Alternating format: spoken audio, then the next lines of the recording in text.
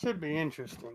True Patriot here, also known as CC2 Arms.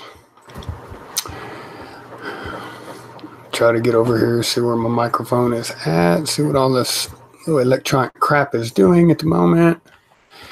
Okay. My audio should be working fine, or at least that's what I'm told by these uncooperative electronic gadgetries. There's your word, gadgetries. I think I might have just made that one up. Anyway, get through a couple of these articles here, just because they're interesting, and it was,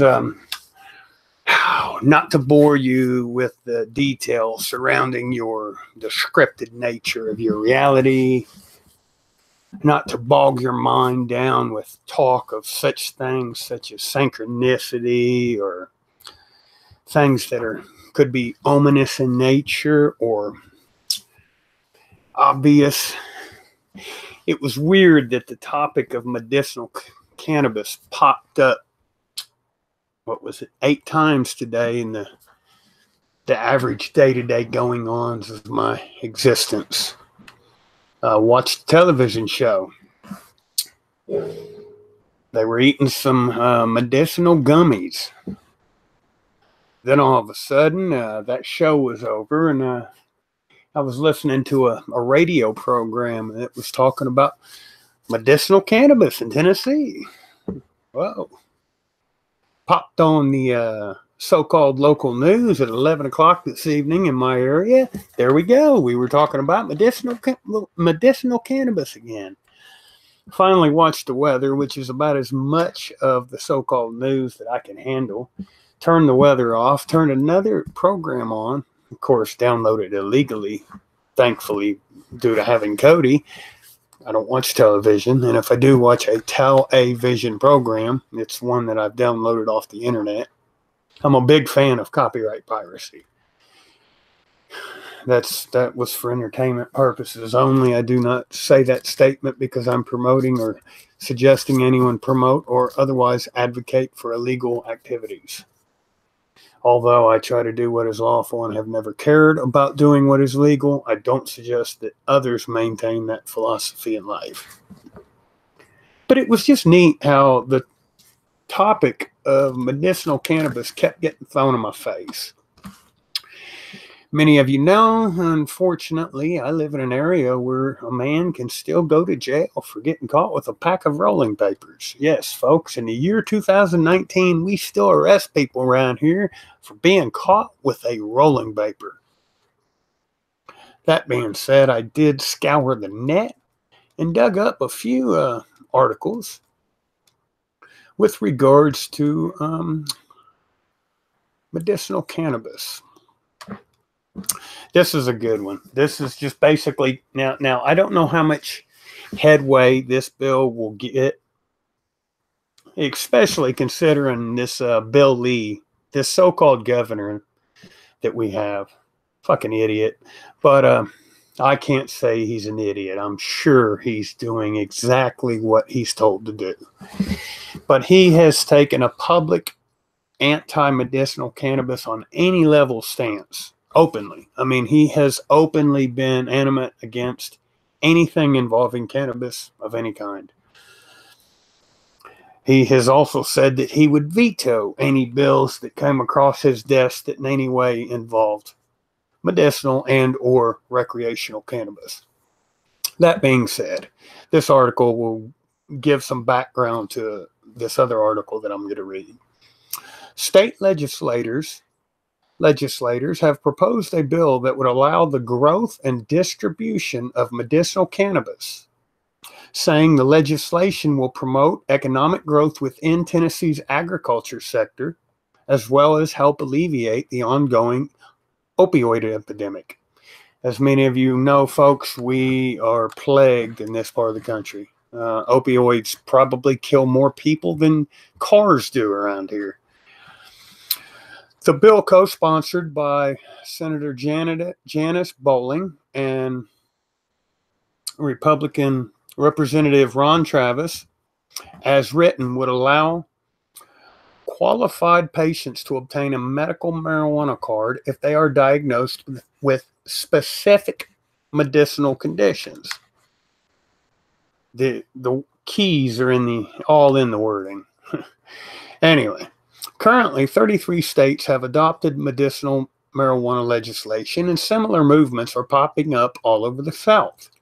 For the past 4 years, medicinal marijuana legislation, led in large part by Nashville Republican Senator Steve Dickerson, has been shot down, specifically with incoming Governor Bill Lee's outward opposition to a progressive marijuana policy.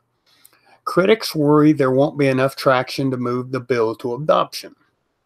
Dickerson said he would also introduce medicinal marijuana legislation this session, and told the Post that having multiple bills working their way through the General Assembly may forge greater support among lawmakers in 2019. With 2 or more bills, I think it gives the effort more momentum, Dickerson said. I intend to work closely with Senator Bowling to find language that will pass through the Senate committees and floor. This is a great day for the advocates of medicinal cannabis in our state. Despite past reluctance by lawmakers, voters overwhelmingly are in favor of medicinal marijuana legislation. According to a press release polling, the state during the last 2 years has shown that 80% of Tennesseans support access to medicinal cannabis. And folks, I've read other polls that have suggested that it's actually as high as 93+%. But, that's a conservative, that's a guess. Them polls, they're never typically something you can rely on. But still yet, we're talking most anybody and everybody that you talk to here is not just for cannabis medically, but they're also completely for it recreationally. But anyway, back to our article. I feel a compelling interest in making certain we are providing options. In the last 50 years, opioids have become the best treatment available for pain, or the only treatment available for terminal cancer patients, Bowling told the Post. We know that the danger of that drug, and we know how highly addictive that it is. We know that it has terrible consequences and has caused unimaginable human tragedy. It does not seem consistent, nor does it seem honest to say, yes, we will let you take these things we know will kill you, but no, we are not going to let you take anything that 33 other states are allowing their citizens to take. The 33 states who allow medicinal marijuana have seen a roughly 25% reduction in opioid use, and individuals are allowed access to a safe alternative without being incriminated. These states have also seen growth in their agriculture industries. Tennessee, folks, we are known for agriculture. Since we don't have any more private farms, since big corporation has taken over everything, couldn't we reclaim some of our footing, some of our economics with regards to agriculture if we would just fucking pull our heads out our fucking asses? Anyway, for years, Tennessee had a strong tobacco crop. Agriculture has taken on a new dimension. We have your traditional cattle and soybeans, corn and cotton, and now even hemp. I think the same will play out with medicinal cannabis, Bowling said. If passed, the bill proposes a protectionist approach to the medicinal cannabis industry, allowing local farmers and entrepreneurs the chance to gain traction in manufacturing and distribution by mandating patients to purchase products from companies that are licensed and owned by Tennesseans. No official study has been conducted on the potential economic impact of the medicinal marijuana in Tennessee if adopted by lawmakers. And I think it goes without saying the potential that we have here with regards to medicinal cannabis. Now, I can't speak for every Tennessean, I can't speak for every American, but it just seems stupid to me when I see that life is supposed to be about money. All of these other places in my life I've seen throw money around like it had no value. And then I have to know that at the end of the day, I live a meager, poor, trashy existence. And that even after serving my country, I have to eat my way through society. I can't do a lot. I can reprogram your phone, I can hack your computer, and I can grow some pretty damn good plants. I'm just saying, it just seems like a perfect fit. We've got sick people. We've got people addicted to pills. We got people dying from their addiction to pills. We've got more sick people. We've got an excellent grow season. We've got excellent agriculture capabilities. And yet here I am brokenhearted, without a pot to piss in or a window to throw it out of. It just doesn't seem right to me. Just don't seem right at all. Take a look and see who all's in chat. Sorry it took me a minute to get on here. Sound Minds, cheers, friend. Thank you for being here in my chat. It's much appreciated. Perth Observer, hello. Northern Trail Dog, hello. I've tried streaming earlier. I've tried to start this stream 10 times. Unfortunately, the powers that think they are had other plans for me. I wasn't allowed to stream, or excuse me, OBS coincidentally was not willing to work during the course of the live stream. I will throw this Hangouts link in chat. If any of you do want to jump on here, please feel welcomed. Don't be shy. I do not bite. And in a few instances in life, when I did bite somebody, I didn't bite them very hard. And I assure you, they made 100% recovery. There was no long-term lasting effect and or damages from times that they were bit. Just, this is my official disclaimer. I have to get that out there.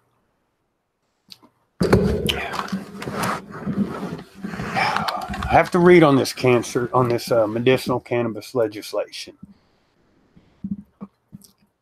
Things are not typically thrown in your face 4, 5, 6, 7, 8, 9 times in a single day without there being reason. And if you don't know what that reason is, then you owe it to yourself to seek out the reason for that occurrence. And that's what I'm doing. I'm just trying to figure out what it was specifically. Maybe it was I was meant to talk on this subject a little bit. I don't know. Maybe there's somebody in Tennessee specifically that knows me or knows of me and is getting to hear this conversation. I don't know. But for that reason, that's why I'm pontificating or talking about medicinal cannabis with regards to the state of Tennessee currently. There's no alternative motives behind it. I'm not trying to get you to send some money to some GoFundMe campaign so I can grow some good dope. I'm not trying to impress some Mexican fat girl with some big tits. Just this subject was in my face several times today, so I felt warranted a little more looking into. Sheriff Council here is fighting against marijuana, but they are pushing, opioids. And what you'll find when you look into the opioids is you're talking about big pharmaceutical, and they've got a lot of money. They've got a lot of money. Them doctors, they just throw them doctors bonuses to basically prescribe that shit, that crap, that junk. Sound Minds says he can't get in with the link. Well, what the hell is that all about? I could send you an email, or if you emailed me, if you didn't want to give me your email, you could email me. I'll put my email in the chat. Go ahead, scammers and hackers, hack and scam away. It does not matter to me. I only say that because, yes, that is my actual email, and I am putting my actual email in the chat.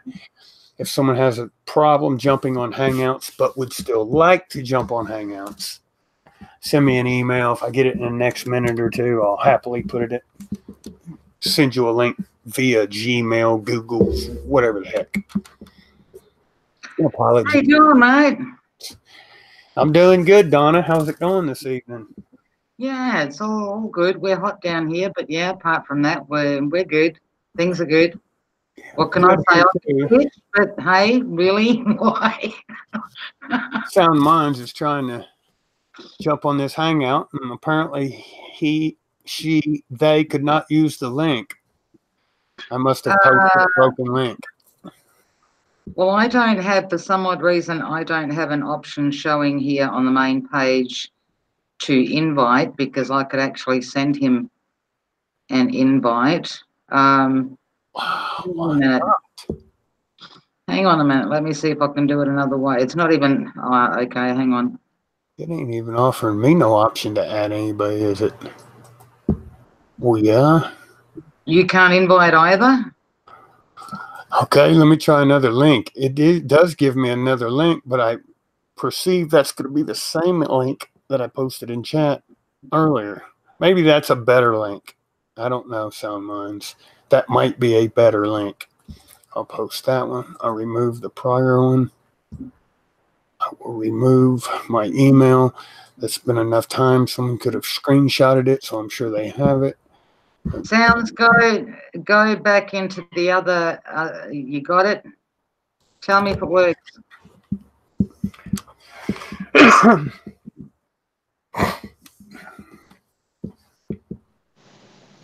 Let me know if that one works. That worked. Thank you. Are you on here? Tell mine. Yeah. Is that you? I heard somebody else. I'm hearing voices. No, you're not. He's there. Okay. I was like, well, it's pretty bad when I'm talking about medicinal cannabis and the voices follow me there too. I could see if I was telling about some of America's dark, dirty secrets, but come on, man. They can leave me alone when I'm talking about pot. Shit. They can pick on me when I'm talking about other stuff like, I don't know, chemtrails or pillars or ends of the earth or flat or ball shaped or any of them conversations. But leave me alone when I'm talking about cannabis. Damn. Of all the things to interrupt. Well, how's everybody doing this evening?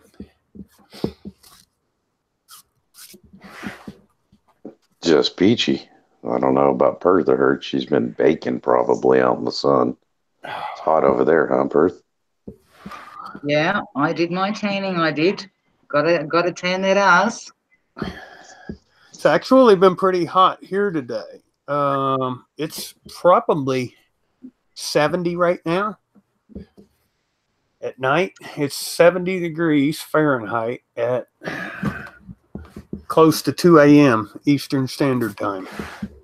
Okay, we've been pretty much over the 90s. I'd say it'd be about 90, over the 90s for the past X amount of days.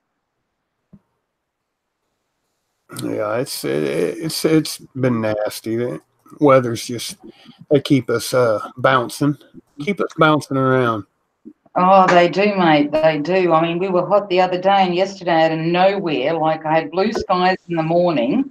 Then a couple of hours later, the sky's full of clouds. The next thing you know, it's fucking thundering over my house. Then it starts pissing down with rain. So I go out the front to have a look, thinking a storm's coming, which I wouldn't know from where anyway. But yeah, no, blue skies out the front of my house, and yet I've got thunder and rain coming down on top of me. But yeah, that's my excitement for the last 2 days. Yeah, it's not been very exciting. I guess we're going to get some flooding, probably a bunch of rain, which isn't really surprising. They're going to do that. It's probably going to be like that through most of the spring, I would imagine. Oh, yeah, there was something that I was going to say to you. I read an article this morning. I can't remember whether it was Australia. It might have been Australia, I think. might have been Australia, I'm not sure. Don't quote me on that. Saying that men should smoke more weed because it increases their sperm count. And I'm thinking, well, that's odd because at the same time they forgot to tell those same men that in the tap water, they're drinking a shitload of fucking women's contraception. So I'm not quite sure whether the extra weed smoking is for the sperm count or is it for something else? I don't know. No, the sperm count. The actually helps your sperm count. Well, that's what they're saying. Yeah, that's what they're saying, but they're forgetting to tell people that by drinking tap water, that's actually lowering their sperm count. Yeah. But I think that a lot of the chemicals, we always knew it was the chemicals lowering the sperm count. But we're coming out of an era where it wasn't cool. It wasn't fashionable to sit over your meal and eat your food full of chemicals and talk about the adverse effect on the body of all the chemicals you were ingesting.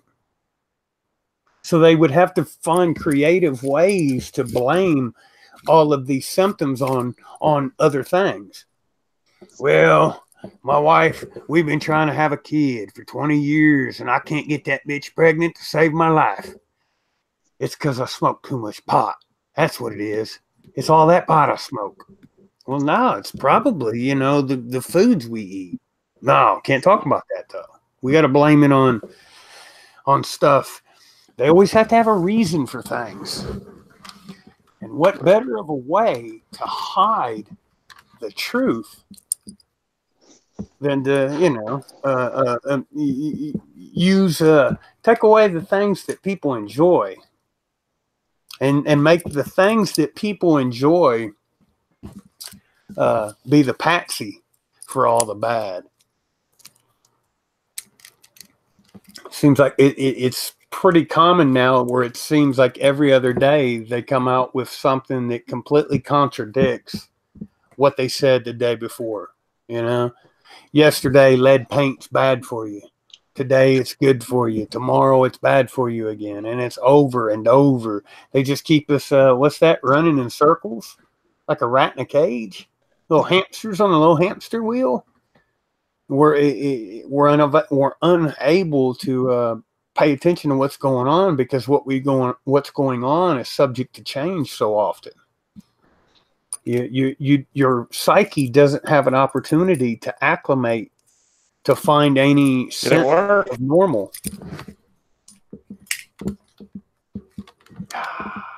Yes. And on that note, this working? I'm going to take some illegal cannabis and I'm going to sit in an illegal state and I'm going to pack a piece of smoking paraphernalia with an illegal plant and I'm going to smoke the illegal plant while having a conversation all at the same time. Aha, so you're multitasking. Yes. Illegally, though. You got to emphasize the illegal word. It makes all the difference. Looking for Truth 59 is in my chat, and he says that he wish it were legal there in SC. Sorry, Jessica. Actually, it's she. I think it's lawful. Actually, it's she. Hey, look, Truth, how you doing? Cheers, friend.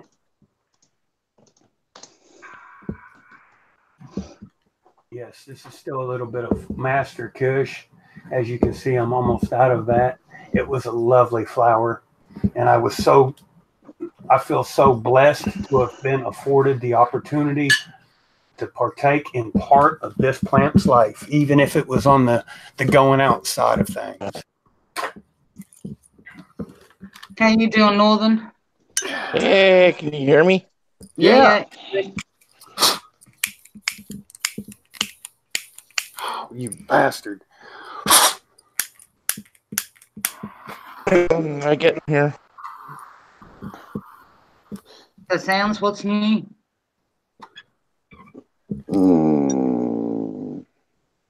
That's rough. You know, the funny thing is about this topic, I do not consume, but I do not object to those who do consume for medical purposes and recreational purposes. It's actually been ruled in the courts in Mexico that the courts have no jurisdiction. If one is to pursue one's own happiness, who then, other than the person in pursuit, defines what pursue equates to? If on my pursuit of my own happiness, I perceive that cannabis is required for me to successfully pursue happiness, wouldn't I then constitutionally have a right to pursue that happiness? And it's actually been proven in courts. It's the paper companies, mainly the paper. Well, initially it was the paper companies mainly. And then later on, you had big pharmaceutical got involved, tobacco industry got involved. But a lot of big money got very scared real quick of cannabis. I'm sitting here with a broken lighter. Oh, this is embarrassing. Lighter worked fine all day. It's full of fluid. It's one of them things. Gotta hold your tongue the right way, Heath. I know how energy works. That's why I had 27 backup lighters sitting here beside me. Stand on one foot. Only use 2 fingers. Bite your tongue. Squint your eyes.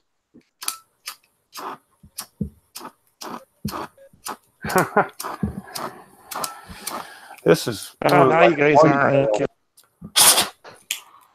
Yeah, here we go. Let's just make the best of it then. What's that, Northern? Before you guys were echoing, now you're not. But I lost chat now. I don't know what I pushed. Looking for Truth was saying that in the chat that it got her off of Xanax. They labeled me as being having bipolar disorder. They said that I was psychotic. They said I had PTSD. That was a fun one. Said I was manic depressive. Said lots of things. And in each instance, the recommended course of treatment called for 2 things. A, the advice and recommendation of a so-called psychiatrist. And B, that was to be used in conjunction with some form of pharmaceutical treatment. We ran this gambit for years. I mean, I did them all. I mean, I remember when I was in the service, they were giving us amphetamines when I was in the service to stay awake. And I'm thinking, well, hell, if I'm hyper and amphetamines are supposed to put me to sleep or calm me down, why in the fuck am I so wired? Amphetamines, that's all they did. Then later on in life, they give me some other ones that were cooler, that really would semi-calm you down. Xanaxes, Klonopin, Valiums. Ultimately, my liver is just like gone. My kidneys they're not doing much better. And that's what years of pharmaceutical regimens got me. I'm not going to say that they never work. I'm not going to say that it's not possible for them ever to work. What I will say is that when I have to look at my life today, and I have to look at my life had I never tried any of them substances, I think that arguably I could make the point that my life now is worse than it would have been had I never had the first pharmaceutical remedy of any kind. I think that I'm paying more physical detriment as a result of experimenting with the pharmaceutical remedy than I ever would have experienced any other way. And that is seriously the truth. Now, somebody could argue either for or against pot all they want to. I'm not doing either. I'm just saying that I've taken probably about every pharmaceutical pill that they have to treat a wide array of so-called psychiatric issues. And all I've gotten for the years of experimentation has been a fucked up kidney, a fucked up liver, and a bunch of bad experiences. Those probably wouldn't have occurred had it been just cannabis, had I been eating mushrooms when I was a kid, as opposed to, let's get old and eat some Thorazine because you get out of the service and you feel crazy.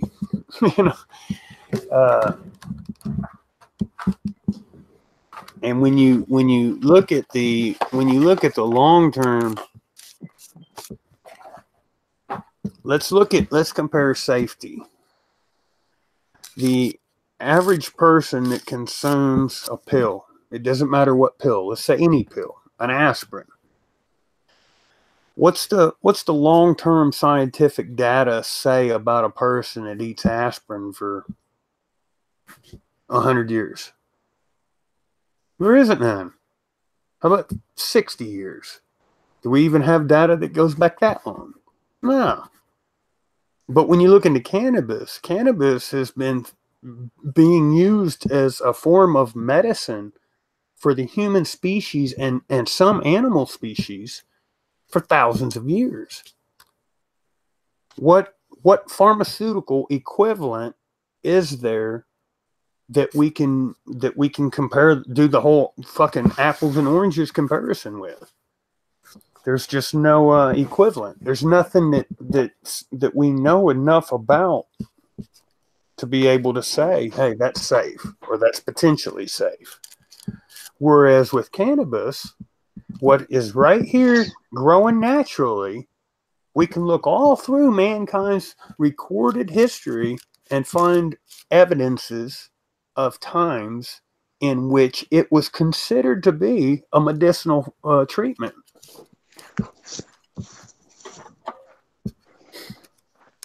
Now, I don't know if you can see the chat, Heath, or not, but okay. Well, Looking for Truth is saying here that she was on heavy narcotics for 27 years, and the fact that she turned to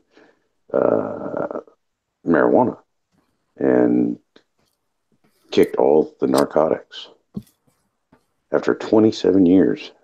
Is that not something, or what, man? To say that, here we are, people with epilepsy and seizures and many other medical issues that can be solved with medical marijuana.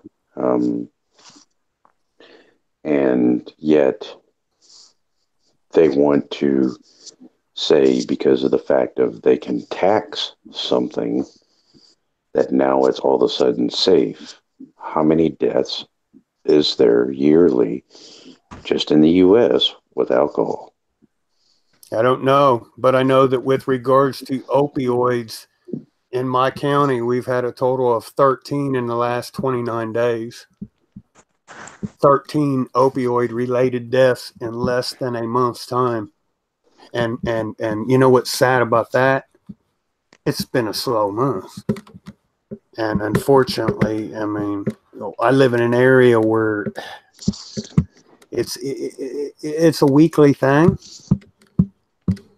And when we, and people like looking for truth, what's so powerful about the people that have managed to get any kind of remedy from medicinal plants is that we talk about Xanax. I know, because I was there on the Klonopins. I had to have my at least 3.5 milligrams of Klonopin a day. If I had to go to the Walmart or to some local grocery store, then I probably needed 6 or 7 milligrams of Klonopin those days.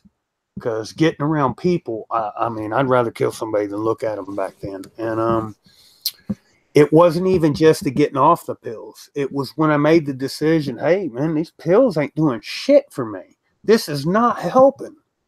Then it was, well, you can't quit taking the pills because you'll die. Yeah, that's right. You can die just from stop taking them. I was like, well, shit. So now I'm addicted to them. I'm fucked up. I have to have them to function. And if I try to stop taking them to function, I could die or get sick. Well, that's fucked up. Now, I've been pretty bad when I've been without any cannabis. But the the absolute worst is I'm going to be like, damn, this sucks. I sure wish I had a joint right now. Oh, shit, this really does suck. I'm not going to get physically sick. I'm not going to have a mental break to the point that I'm going to have to call someone for help. I bet, other than maybe a case of the hurt ass, a case of an attitude, maybe a little arrogance, I might get on YouTube and lose some YouTube subscribers because I talked some shit that day. But other than that, within reason, I don't think anything would happen to me if I decided to never have anything to do with cannabis ever again. But is there even one controlled substance that same claim can be made about? And if I'm wrong, I mean, so be it. But I really don't think there is. Are any of them listed as being safe? Notice my words. I said controlled substance. We're talking about opioids or opioid derivatives or, shit of that nature. Xanax, Klonopins, any of that shit. Any of the psychotropics, any benzos, Valium. There's a whole bunch of them. None of that's safe. So if we're going to play a game of a guessing game, and we're going to experiment with something, and we're going to say, well, we've got something that may not be the best answer, but we need to investigate. We need to experiment. What do? Do we experiment with Oxycontins or any of a myriad of opioids? Or do we instead place more faith in nature, less faith in man, and at least try to exploit what is already naturally readily available? And for me, that just makes for sound logic. It's not me just being some drug addict, hippie, tree-hugging, piss-off the porch motherfucker that wants to get his fix. I'm just saying, logically speaking, doesn't it only make sense that before we would ever even look into pharmaceutical remedy, we would at least completely, thoroughly investigate anything that was naturally readily available? Well, that's like this state. They turn around, they're fighting against it so bad because they want opioids. And like with me now with my chronic pain, I've talked to others that have been taking the gel caps, the marijuana. And they said that it's been helping great with their chronic pain.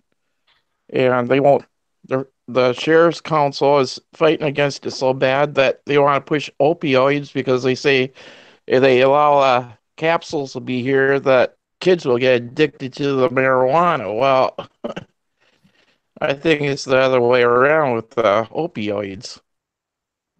And last year now, I can't remember, I think the girl's like 3 years old, but she's had seizures ever since she was born, and they took her somewhere else, and they were marijuana capsules, and she didn't have the seizures. But when they got back here in the state, they banned her from having them and forced her back onto the opioids, and she just passed away last year. Oh, That's horrible. yeah. I'm just kind of reading 420's comment here saying that they, supposedly freed the weed. Now, let me ask you this, 420. Is it basically legal to consume at any way, shape, form, or fashion as long as you're not producing it for anything other than recreational purposes? Is it being taxed by the government? It's obviously not being regulated to some extent. What's going on there in the state that you're at?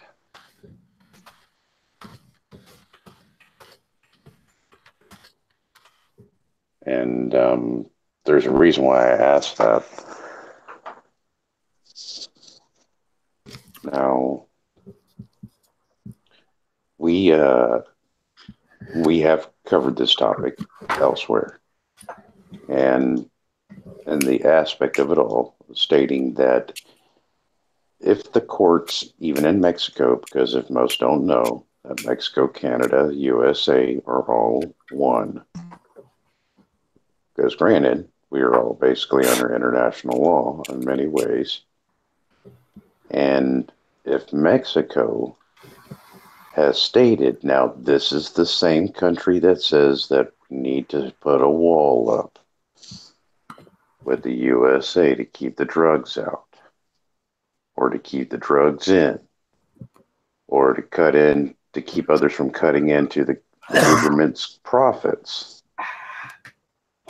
If these same people state that it is not within their jurisdiction or within their best interest to attack the issue of recreational, because the case was won, if I'm not mistaken, even in the Supreme Courts, that the case was won, stating that they have no control over recreational. It's no different than your recreational vehicle.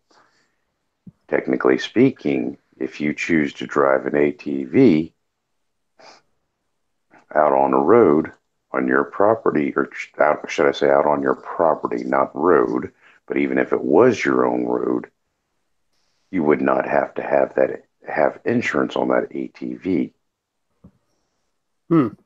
And that being the case, you can also put your ATV under a recreational insurance policy. Now, they don't do that unless the aspect of they give you that option, because they have no jurisdiction, because they have no authority under the aspect of recreational. Now, I've seen even to the point to where law enforcement in the states has actually gone to a gentleman's house. He's been drinking, had no drugs, and they came into his home without a warrant, without probable cause, and arrested him for public intoxication. Now, in Canada, if you consume alcohol within 2 hours of consuming alcohol, and an officer knows that you went to a party and there was alcohol at the party, even after you left the party, he can still go into your home and say you went to the store, you came back, you only had one beer, you went back into the house. He can still go into your house, now in Canada, and arrest you for public intoxication, if not driving while intoxicated, possibly. And now, if that's the new so-called law, how is that going to be possible other than it's nothing more than a revenue generator? So they're coming into your home. A revenue generator, isn't it? Exactly. So if it's supposedly legalized, here we are talking about legalized cannabis. That's where the problem starts, is it not? Yeah. Without the feds reclassifying it, I think even legalized cannabis is illegal, isn't it? I mean, because how are you doing business when you're doing business in your legal cannabis industry? Whether I'm in the United States, whether I'm in a state where it is in fact legal. Let's say I'm in Colorado. Okay, so the state, at a state level, Colorado is legally doing as a cannabis industry. Well, so they're conducting commerce. They're conducting business. Well, how are they buying, paying for, selling? I mean, what currency is being used? How's it getting done with the U.S. dollar? Well, Federal Reserve, that's it's not a part of, but it's kind of in cahoots with the federal government. If it's still is not legal at the federal level, then even though the feds are taking kind of a hands-off approach to individual states, it would still technically, could a state even enact a law that would make it legal? I mean, I've never really got the idea of how there are areas in which it's legal or so-called legal and areas in which it's not. An example I like to give, an analogy I like to give is, I tell people I could take a food stamp card. A food stamp program, that's a national program, okay? So I take my food stamp card in Tennessee and I jump on a plane and I go to Colorado. And while in Colorado, I buy a medicinal cannabis infused brownie. And I pay for it with some food stamps and I eat it. I've broke no law. That's completely legal, according to the state of Colorado. I jump on a plane and I come back home. And it just so happens the very next day I've got to go to the Department of Health and Human Services for an appointment over my food stamp card.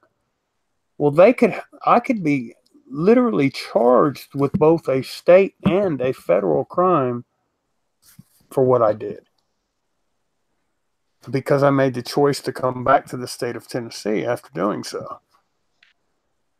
And it just, that to me, the idea of that would be ludicrous. But we're actually in a world where I'm not saying that's plausible. I'm not even saying it's likely or near likely, but it's at least possible. And that, to me, that in itself creates a lot of gray area, because one of our biggest problems within any government now is that any persons in government should be, if nothing else, expected to follow the same laws as those that are governed. And when we're holding ourselves accountable to laws that depend on where we're at, what we're feeling like that day of the week, what time it is, what we're wearing, what color we are we gay, are we straight? When we're making laws that are based around stuff that is as subjective as that, how can anybody be expected to follow any law? It's people are getting to where they don't even know what the fucking law is. I agree on that. I mean, nobody knows what to follow anymore because they change shit at such a fast pace that you just don't know. I mean, I'm not a weed smoker or whatever. I don't use the stuff, but I've got two questions on this. One, if the government is giving it to you, if the government is literally taking a drug that's been illegal for so many years and is now giving it to you, not just to... What do they put in it? not just the United States, but New Zealand, Australia. It's being pushed everywhere, right?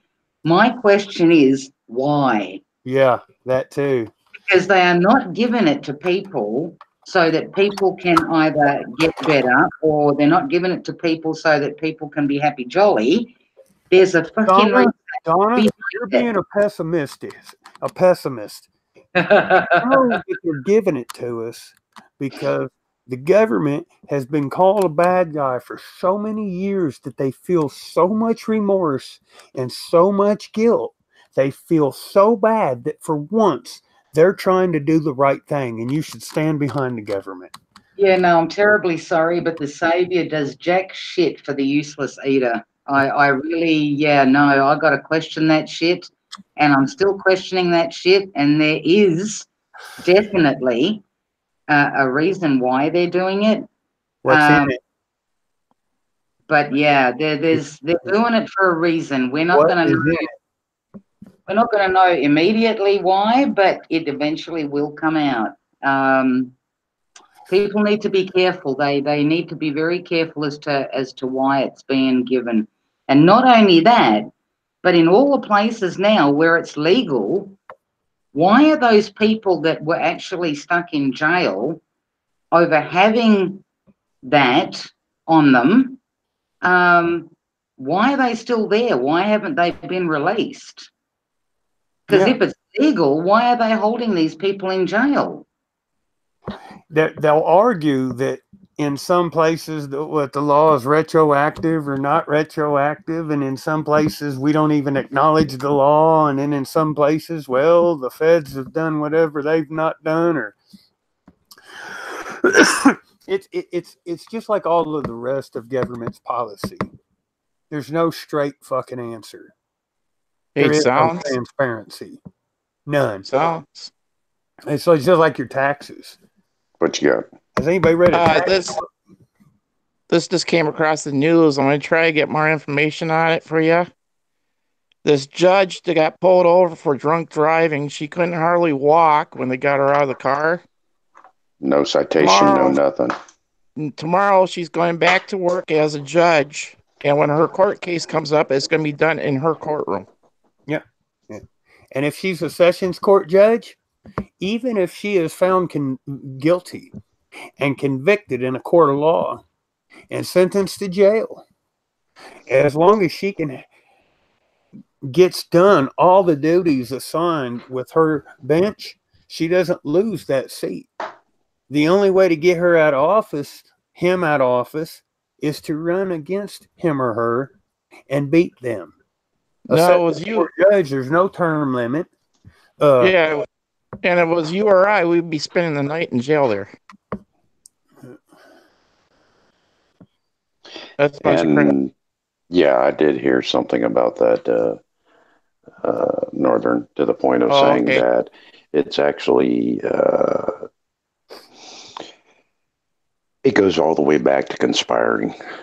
And, you know, if they took an oath to supposedly uphold the Constitution, and of course, as we know, Heath knows that there is more than one Constitution.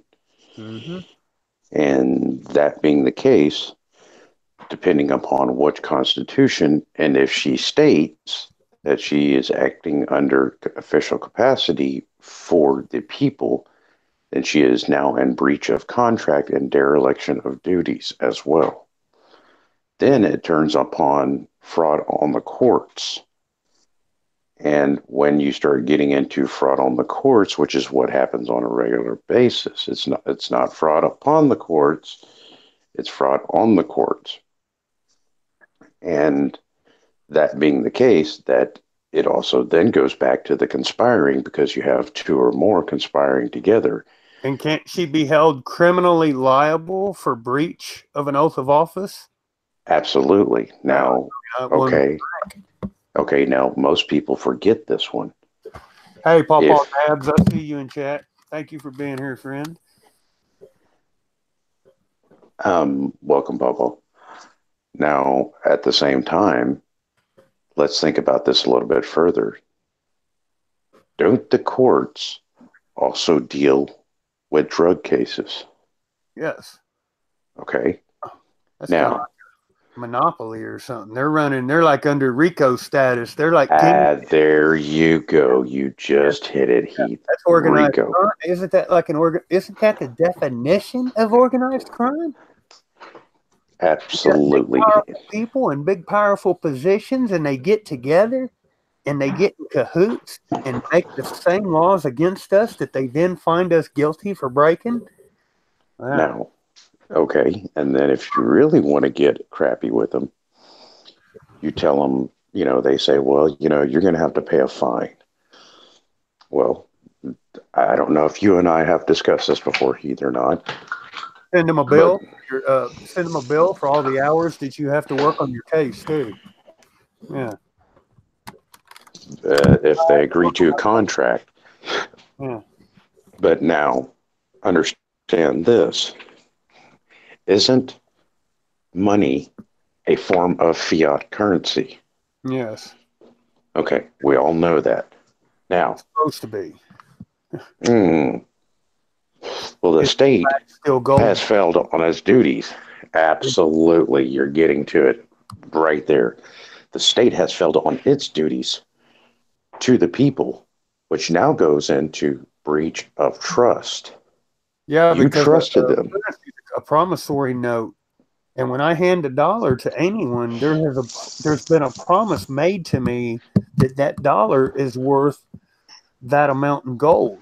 And if you ain't got my gold and you can't produce my gold, then you've pretty much fucked me. Which then goes back to racketeering. Yeah. Oh, wait a minute. How many felonies did we just mention right there? Okay, now under U.S. penal codes, it's the duty of the citizens to also arrest felons. Citizens arrest. So there we go. How do we perform a citizen's arrest on our elected so-called officials? Man, someone told me the correct political term. Go to their house and put them in cuffs, but what can I actually do? There is a correct political term for it, and I forgot to write it down to say that it was the first time I had heard it, to say I got to remember where I heard it, to say that it all goes back to everything that we're talking about now. But at the same time, it would take, basically, if 5 of us were to slam them with 6 or 7 felonies, that's 30 to 35 charges. 35 counts then would of felonies have an obligation to pick it up? If the state did that, now we've got something different. Conflict of interest. They can't prosecute themselves either. Absolutely, conflict of interest. Yeah.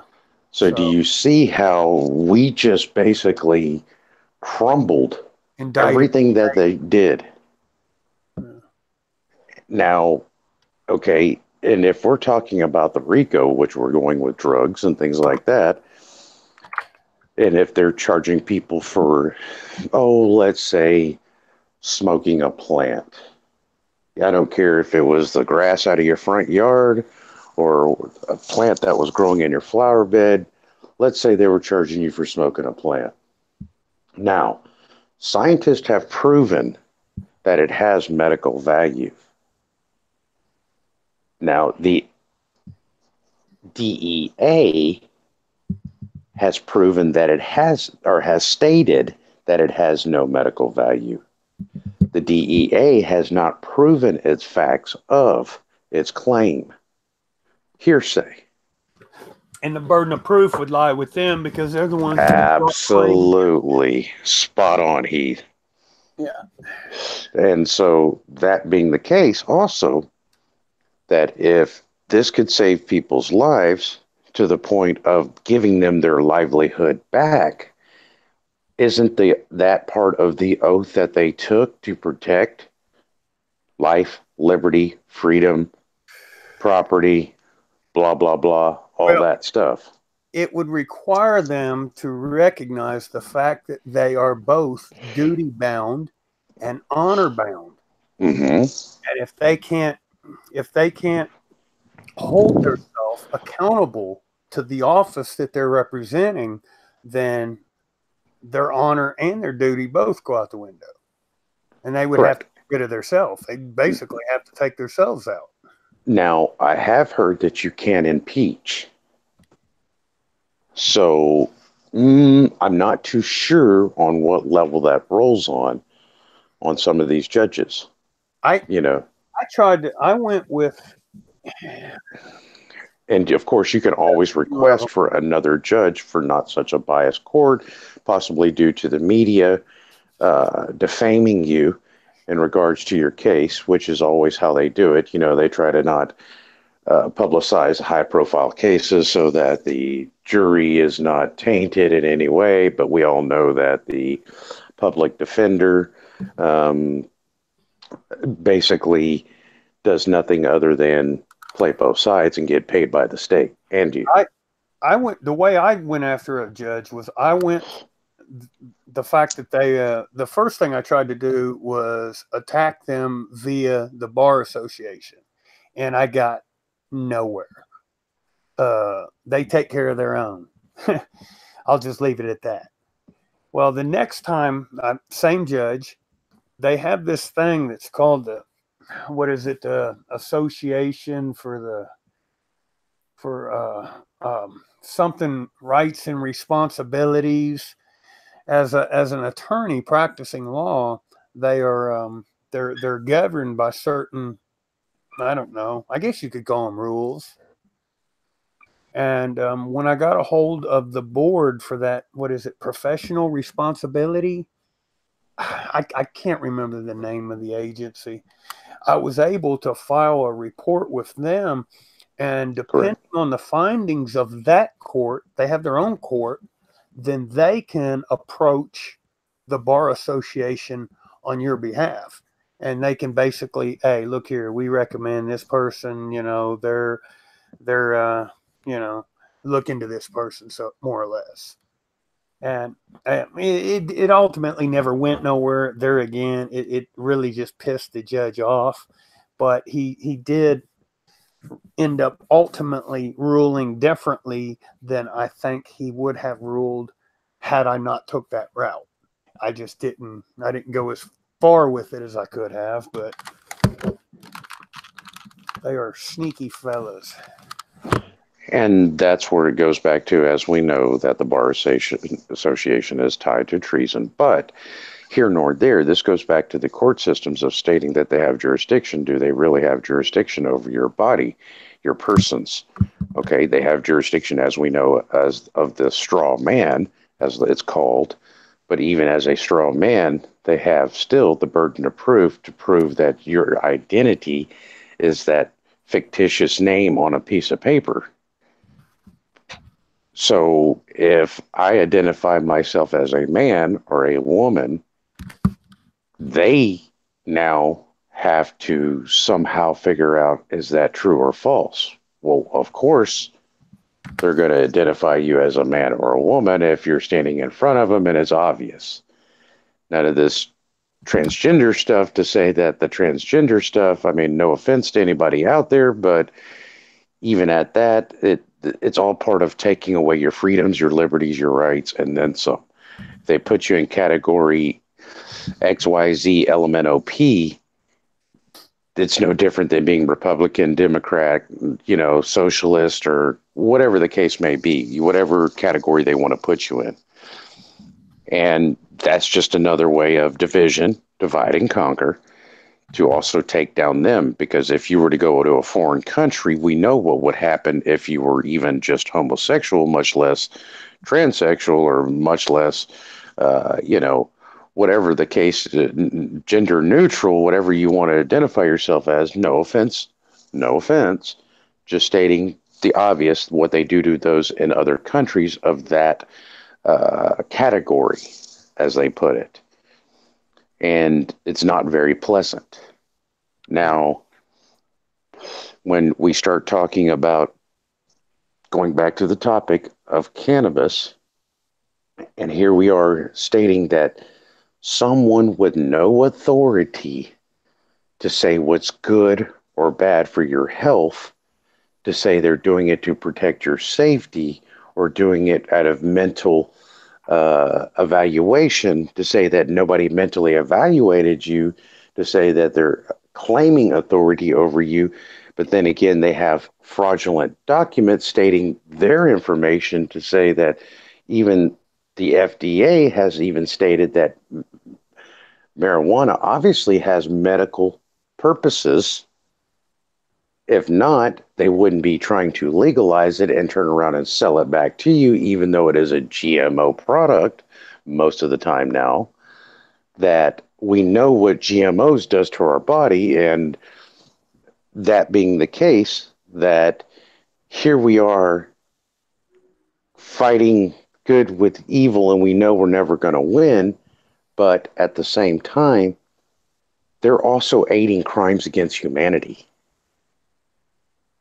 because they are choosing not to allow you to better yourself, your health, and your well-being. So, now you're going into international aspect of it all. So, I mean, we can take this. We are under one world government, more or less, right now. Yes. As you know, Heath, and a lot of people out there do know that.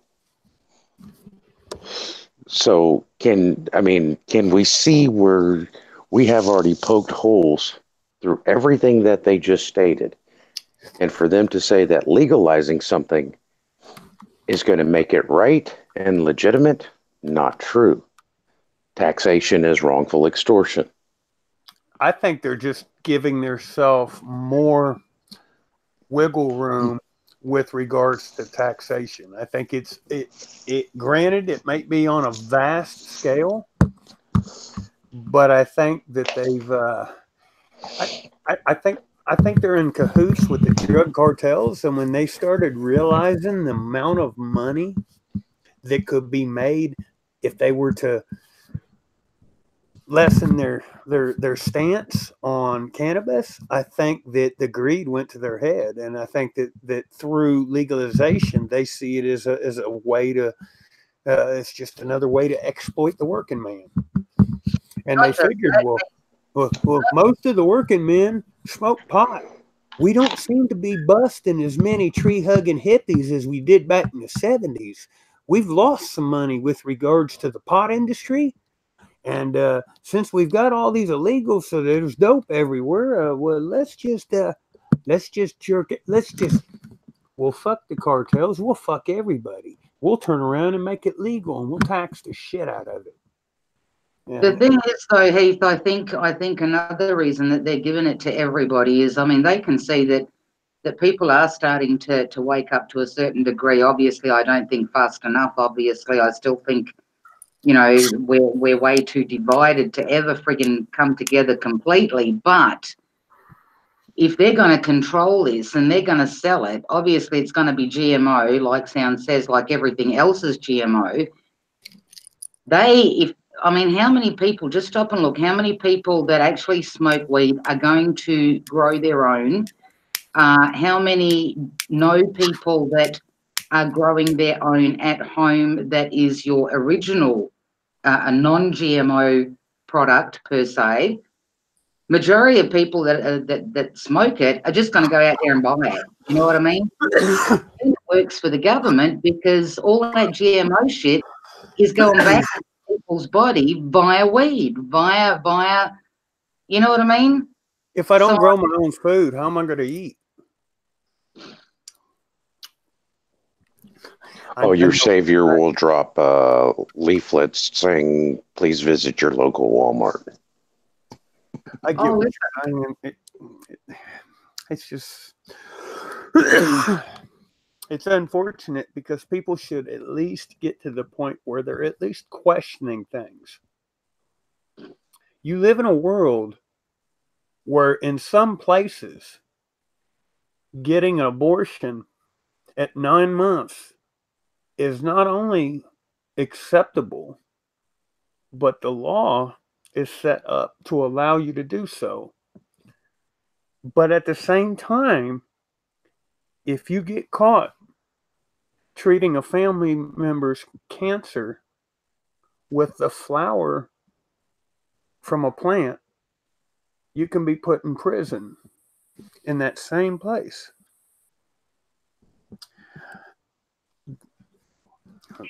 Some twisted, warped lack of logic that's in play against us everywhere. even an idiot, whether they're for or against cannabis, could see that that's not really a system that you want to wholeheartedly rely on or at minimal put faith into. I just don't think that the people, places, and things that are running the world right now have ever or will ever have our best interest at heart. Never, mate. Never. Because no matter which way you look, and I get disheartened so many, well, most of the friggin' time lately, just talking about shit, because doesn't matter which way you look, there's poison coming through something. You know what I mean? And even if you come up with a solution for one thing, no, you can't, because you would need to use that. But no, hang on a minute, that's got poison in it. Every which way you look, they're coming at people. And this is, again, I don't comprehend, I can't comprehend people saying that they are aware. If you are fully aware, okay, of stuff going on, don't come out with the phrase, we're being dumbed down, because if you were that dumbed down, to begin with, no, you know what I mean? You wouldn't know that you're being dumbed down. You wouldn't be able to get on YouTube or any other platform and say, we've been dumbed down. So if you can say we're being dumbed down, you're not. And with people knowing that, it head fucks me when I think, why is it that we can't come together? People can't come together in a lousy fucking chat on YouTube. How the hell? Well, because coming together requires unification. And if you and I were the only two people here, there is no way that I can look at someone who's just like me and still be supreme. The only way that I can maintain my superiority is to somehow come up with a way, either legitimate or illegitimate, to keep you beneath me. And there's a lot of things that are created for the sole purpose of creating that division. That, you know, so that we constantly are judging people, places, and things according to the labels on their individual box.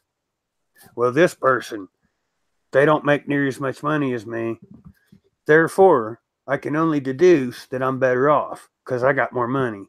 And since I got more money, then that entitles me to things. And one of the things I'm entitled to is to feel above that poor white motherfucker over there because I make more money than they do.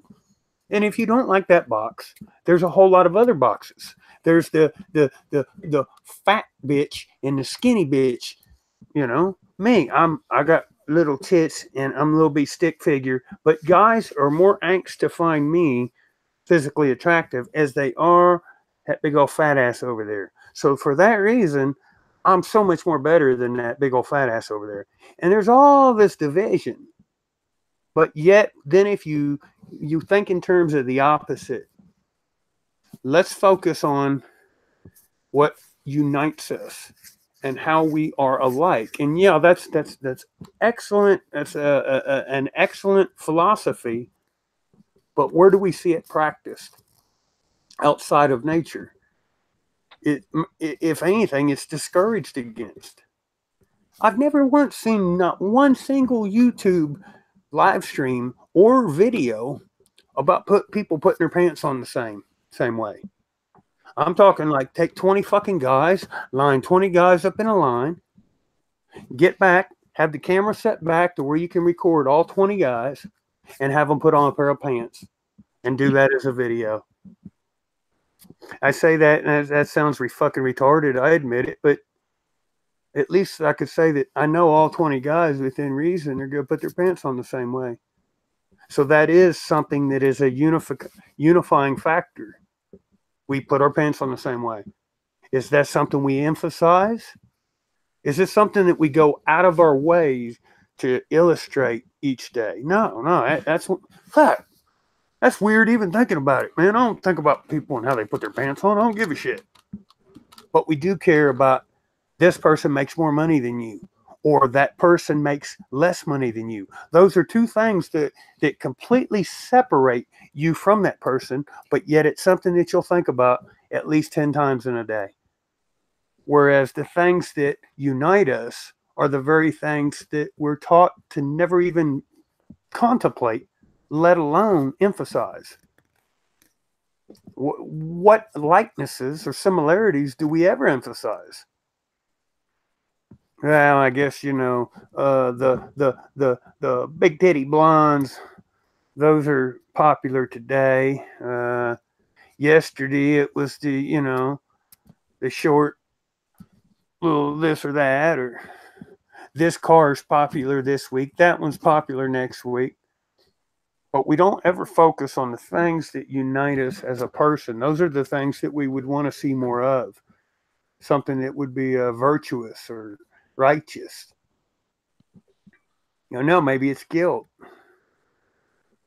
Because if we started to emphasize our likenesses, I think we'd probably learn a lot about each other. That might scare us. That might be the boogeyman, the monster hiding under the bed. It's real easy to run from your problems and think, oh no, it's not me. I'm one of the good ones. When your problems ain't looking you in the face every day. Like Sound says, quite a few times I've heard him say, people need to look in the mirror. You know what I mean? Yeah. Man in the mirror. Did Michael Jackson make a song about that? Yeah. About the man in the mirror? I think it was him, yeah. Yeah. I wonder what he was talking about when he was talking about a man in the mirror. Maybe Michael Jackson was like me, and he's got fucking people that fuck. No, I don't think it was a figment of his imagination brought on by fucking severe paranoia. I really think he was actually talking about himself when he was talking about that man in the mirror. Well, we know that, you know, his ways were stirred and they were steered at times by other larger powers that shouldn't be. I mean, look at his death. It kind of makes you wonder, right? Yeah, I think unfortunately, him, like a lot of them, by the time they realized they were in it too deep, and they tried to do what they could, and they ended up fucking paying for it one way or the other. The same way Kennedy's and a lot of other people have paid for things they've done or said or seen. Or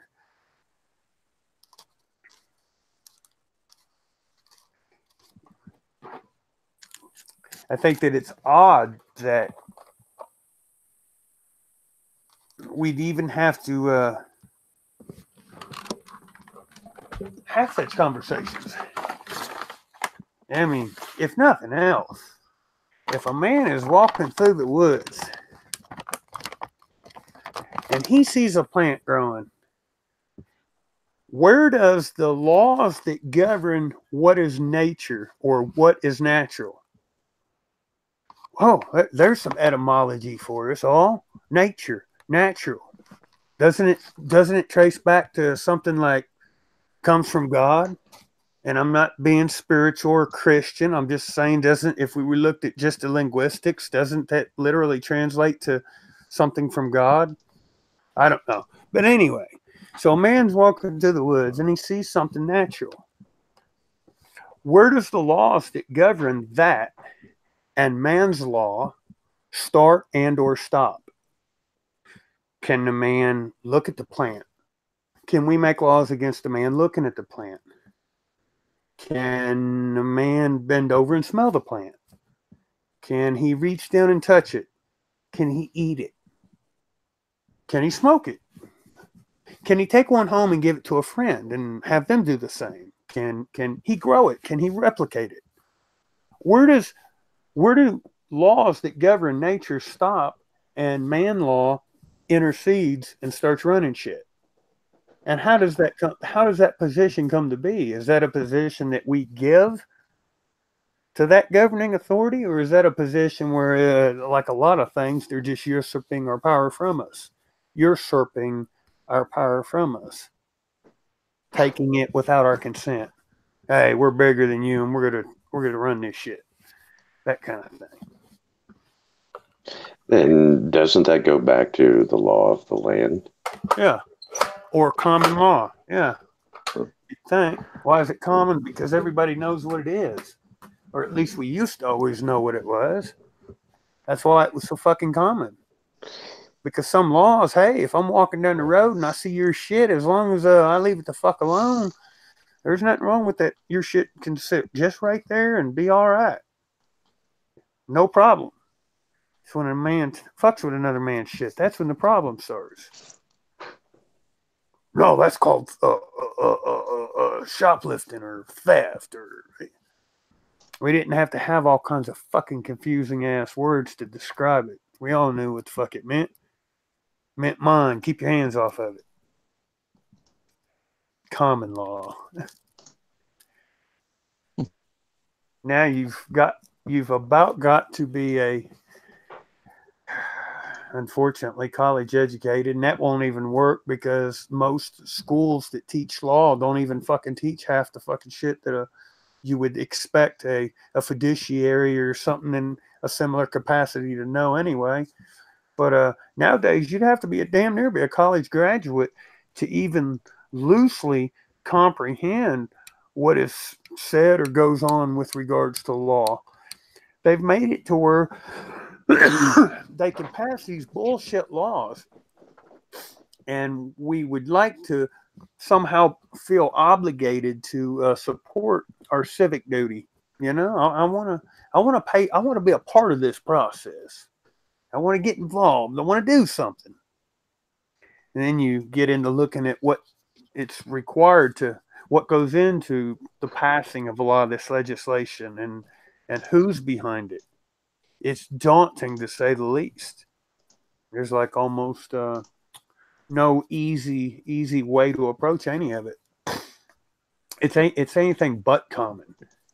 And I think that itself creates a lot of confusion because people get fed up, and they'll get to a point where all of a sudden you'll notice that certain conversations are off the table. How many times have we all heard that you don't talk about religion, you don't talk about politics? Well, why not? Well, because people get offended. Well, why do they get so fucking offended? Because they don't know jack shit other than what they're taught about either one. And at some point, when they tried to inform themselves, they got really pissed the fuck off. So now you just don't talk about it. And so for the rest of our lives, we go through society where we don't even broach the very topics that are at the core of what is wrong and what's becoming of the human condition. I like to say that we're becoming no longer human or not human or inhumane. It's like what it means to be human is what is being taken the most from. I could say they hide our history, but that's just the tip of the iceberg. They're actually in real time creating a world in which you don't know what it's like to be human. And once you don't know what it's like to be human, you'll not know in future worlds if you are or are not human. So if you're in a world and you don't know if you're human, let's say I convince you that you're a machine, and I convince you that the rules that govern machines are what tell you what you can do and what you can't do. What rules will you follow? Well, you'll think of yourself as a machine. If you go back to the Charlie Chaplin speech, what was that about machine minds? That's a world that they're trying to enter us into. We won't be able to think about this stuff or have these types of conversations. Damn, I'm long-winded. I apologize, folks. That's okay. Go for it. Where's our possum buddy at? Northern. Possum. Okay. Yeah. You need to get that tail looked at, by the way, Northern. Northern's got a possum? Yeah, he's got a buddy. A real possum? Yeah. Yeah. That's what his picture is. I don't know what happened to it now. A pet possum. I want to, at some point in my lifetime, have that experience. There he is. I took that picture last weekend. It got so dang warm here. He came. I don't see the possum. Y'all are lying to me. That's a You terrible can't see that. black box. Oh, that's weird. Yeah, now it's showing black box. It came up a second ago. Huh. That's all I've been seeing is a black box. That's weird. Let's see. Of course, I'm surprised, truthfully, I'm even being able to stream. I don't know what is wrong with OBS. Somehow it's magically changing my output resolution every time I click start stream.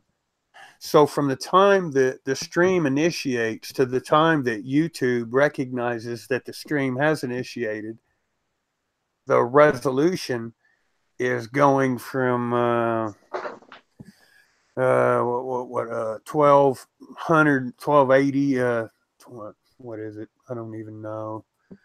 By 1080, 1270 by 1080. Well, So if you 1920 by 1080, it's changing to like 400 by 600. And at that point, YouTube pops up a message, well, your stream, it doesn't meet the minimum resolution qualifications, blah, blah, blah, and the stream doesn't start. Hey, there it is. Can you see it now? Oh, now I do it. Yeah. You see my possum? Yeah. Oh, okay. I want a pet possum.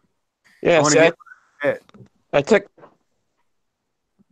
took that last Saturday. He was out in my driveway, and when I was going to get my mail, he got up to the oak tree there, and I got about 2 feet from him and took a picture of him. Poor little guy, his tail got frostbitten though.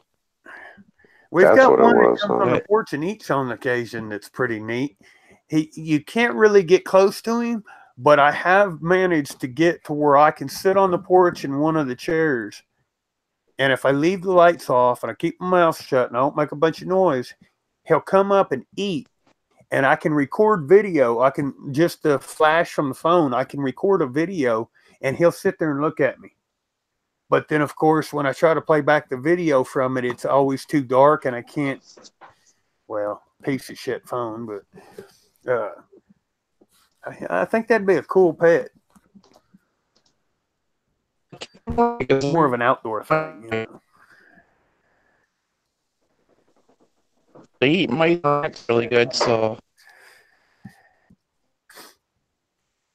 back on. Hey, Defon, how you doing, brother? Do you see his comment? His last comment is it illegal to brandish your possum? Brandish? I don't know what that word is. Brandy? Sorry. Yeah. Well, you can call it whatever you want to call it, defend. But, you know, some people call it many things. Could be your tail, could be your tail end, it could be your snake, it could be your garden hose, it could be your many different things. If you want to call it your possum, that's your business.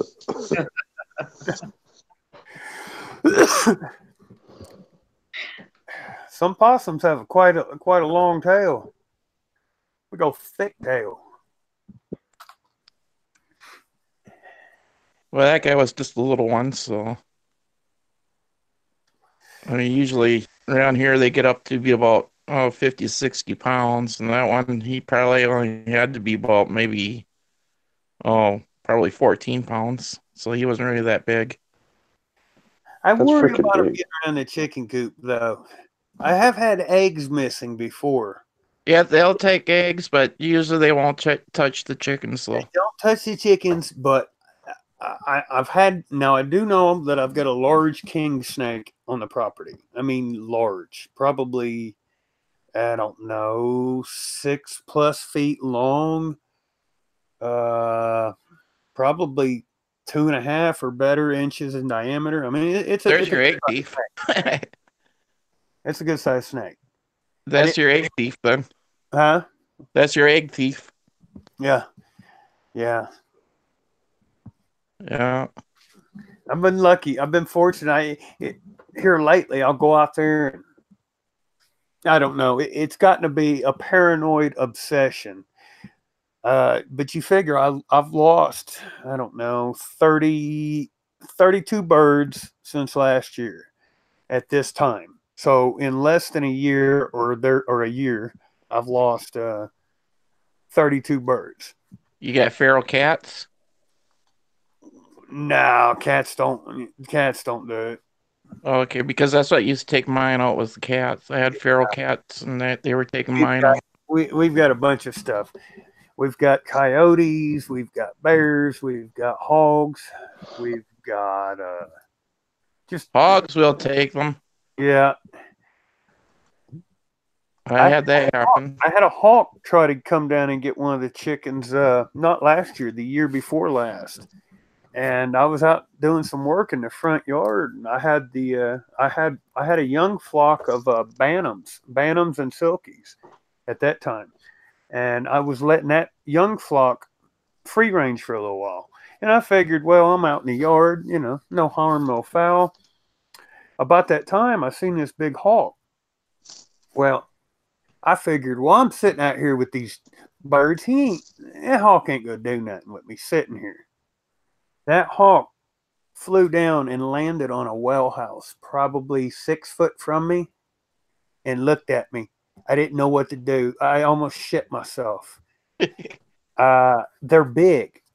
There's a big chicken hawk, and I didn't realize. I mean, I've been around them my whole life, but I've never been like up close and personal. I didn't realize when I say big, just how big they are. I mean, it's a big bird. But that bird looks at me for about 10 seconds, and he makes this, like, I don't even know, this blood curdling noise. And he looks over his shoulder and he takes off, and it's almost playing out in my mind in slow motion. I see that hawk take off, and I see a little young chick. And the little young chick is trying to get in, like, between the coop and the door, which is open to the coop. Well, instead of running through the doorway, it runs just to the right of the door, and it gets pinned in between the coop and the door to the coop.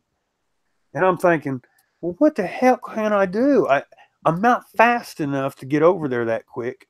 If I do get over there quick enough, and well, I did nothing, and I stood there, and it was right about, and that damn bird, the hawk, started diving towards that chicken, and right at the very last instant, I mean, like within like not even seconds to spare, we're talking in the hundredths and the tenths seconds to spare, that little chick managed to get into the coop. And it was freaky because I was right there while the whole thing played out. And nature can be cruel, or in my perception, cruel. I see you in my chat down there, Ginger Snaps. I'm just shooting a shit about a lot of nothing, or a whole lot of nothing, or nothing about a whole lot, or something. That, smoking some cannabis, and bitching about Tennessee's still ongoing failure to change their attitude towards my beloved plant that God put here for me. Oh, they'll do it. They'll do it, mate. They're doing it everywhere.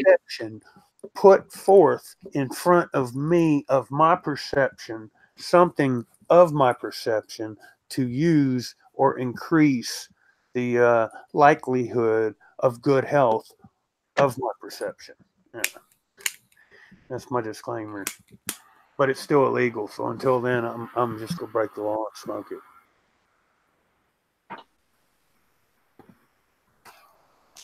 Now, it's funny that you mentioned in Canada, because in Canada, the laws there, are pretty strict to say that when you have to start taking a huff and puff test by law enforcement to see if you're driving under the influence of cannabis,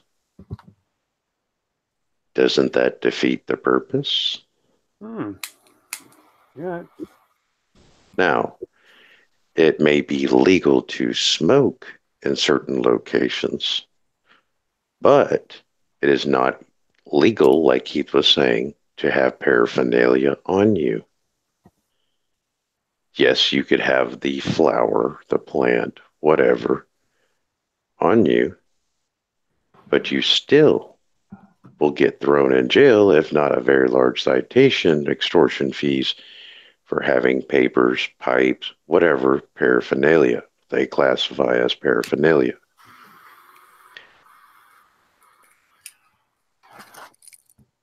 Oh, lucky pawpaw. But, and also, oh, it's there. Trust me.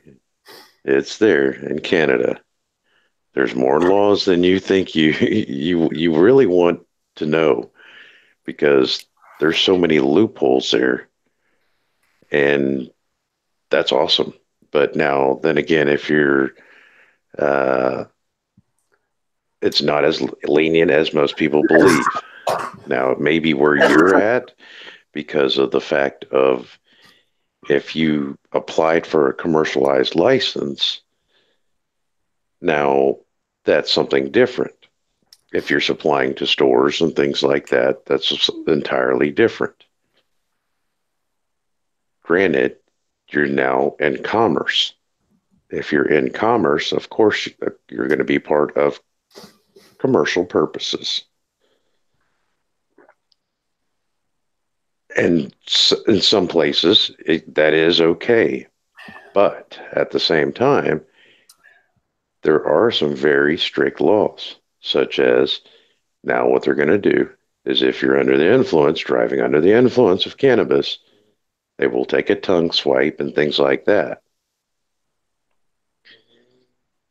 And police don't do anything because the police are getting kickbacks from the corporations. Your town is most likely a corporation. Every town that I investigated in a certain region and area was even stating that they're a corporation. Now remember, if it's a corporation, corporations now have more power than the people, even though they have the same rights as the people. I'm looking up our law, or excuse me, I'm looking up one of our bills, and it is a bill which would decriminalize the possession of less than 1 ounce of marijuana. And it's funny that I can pull up the bill on the state's or on the state government's website, and when I pull up the bill's history, not only will it not allow me, it won't show me a summary for the bill. It won't tell me the bill's history. It won't give me any amendments that have been made on or with regards to the bill. It won't give me any note of any kind with regards to fiscal activity of the bill. It won't even give me how many votes have been added. It will tell me who initially sponsored the bill, who initially come up with it, but that's pretty much all it will tell me. Not to reiterate on the point of transparency, but I guess if you're an idiot and you're trying to just research law and get into your local government and try to figure out what's going on, they make it real hard.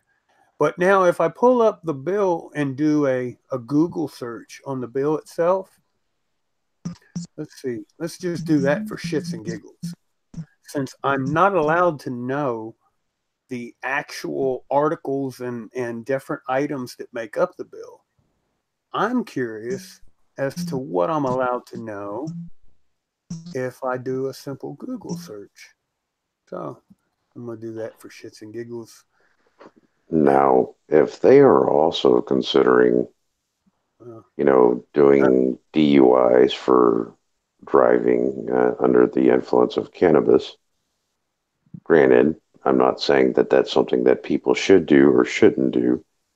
And if it is for medical purposes, to say how strong is the medicated medical purpose to say that you ought to know if you're going to pass out after, I don't know, say consuming a couple ounces of weed, which will never happen.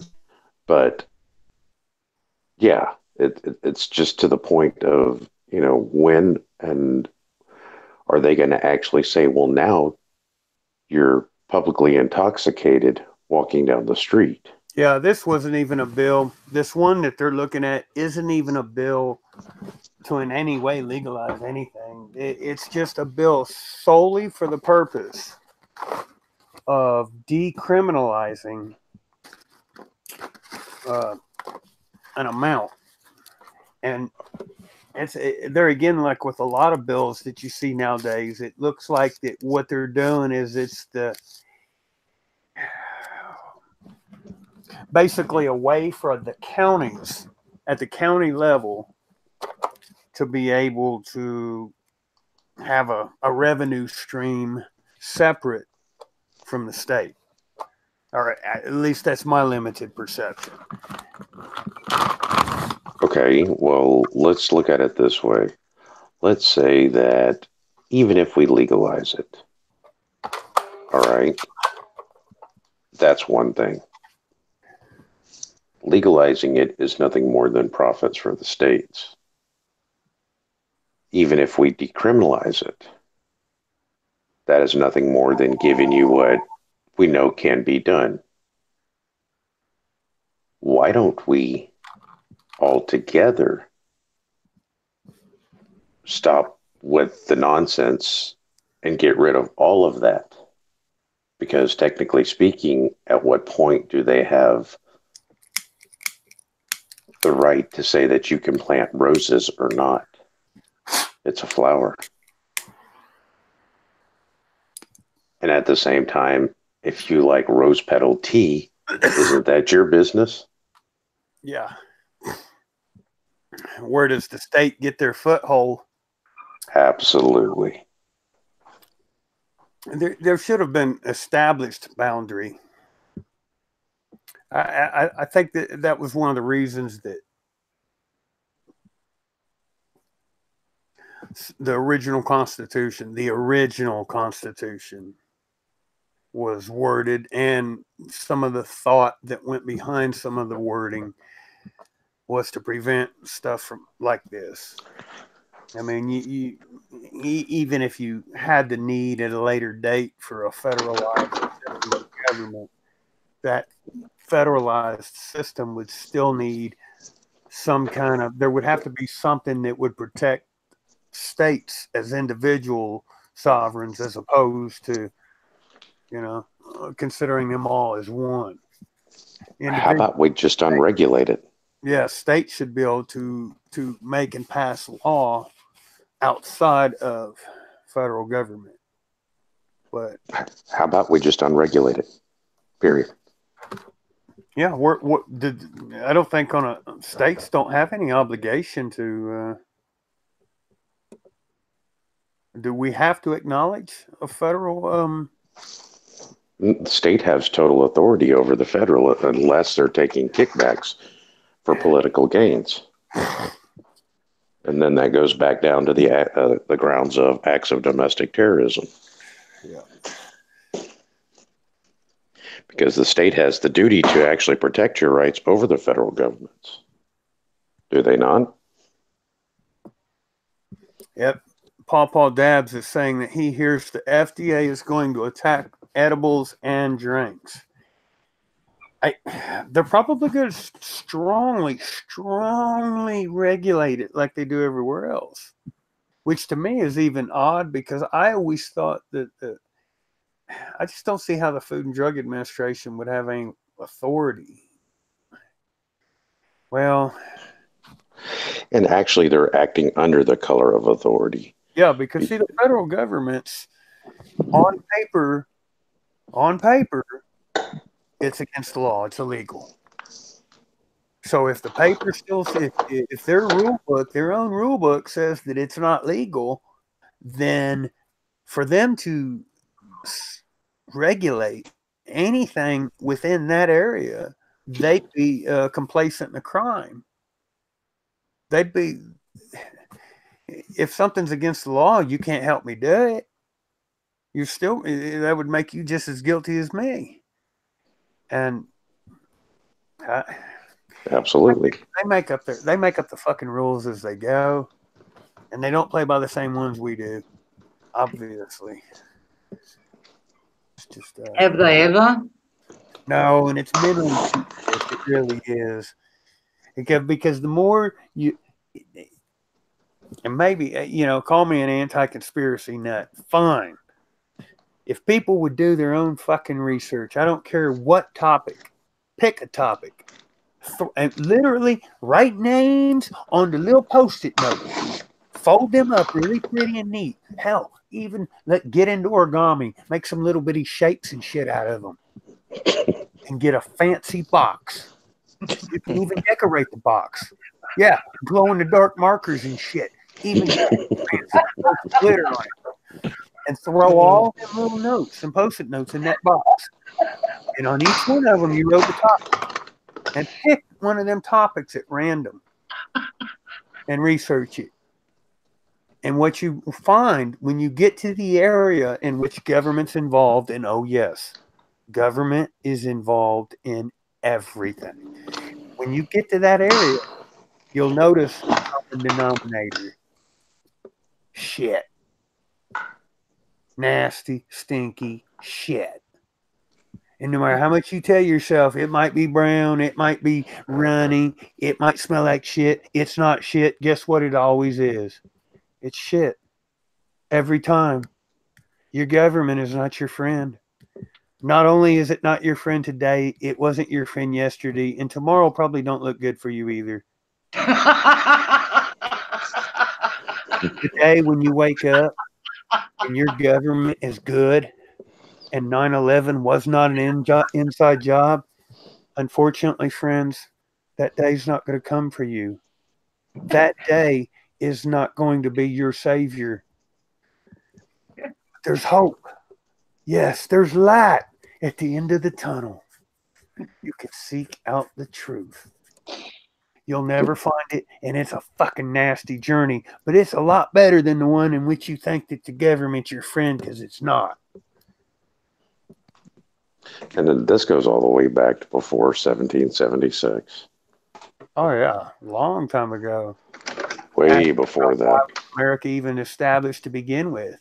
And when we got here, where did all them buildings? How many of our buildings that we got now are here since we built them, or were here when we got here? And if I told you most of them were here when we got here, and would you know which ones?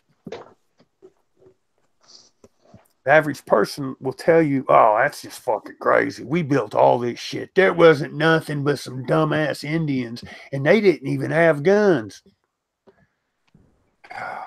Unfortunately, that's far, far away from the fucking truth. And the crazy part is they actually did have guns when the white man sold it to them. Yeah. And they smoked a lot of tobacco, too. Always did. They still do. Tobacco wasn't the enemy. Cigarettes give you lung cancer. Bullshit. You motherfucking them chemicals that y'all made us spray on the tobacco gave us lung cancer. It wasn't fucking smoking a cigarette.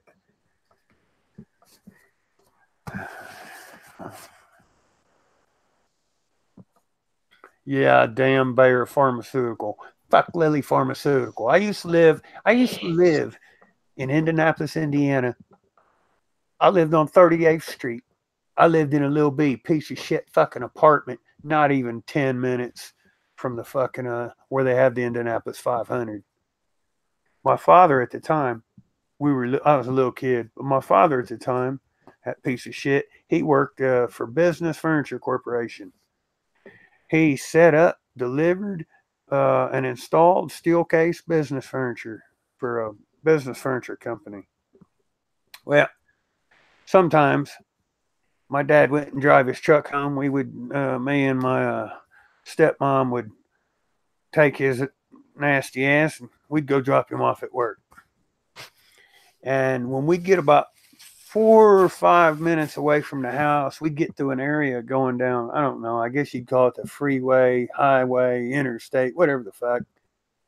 And it would smell like, I'm talking like bad.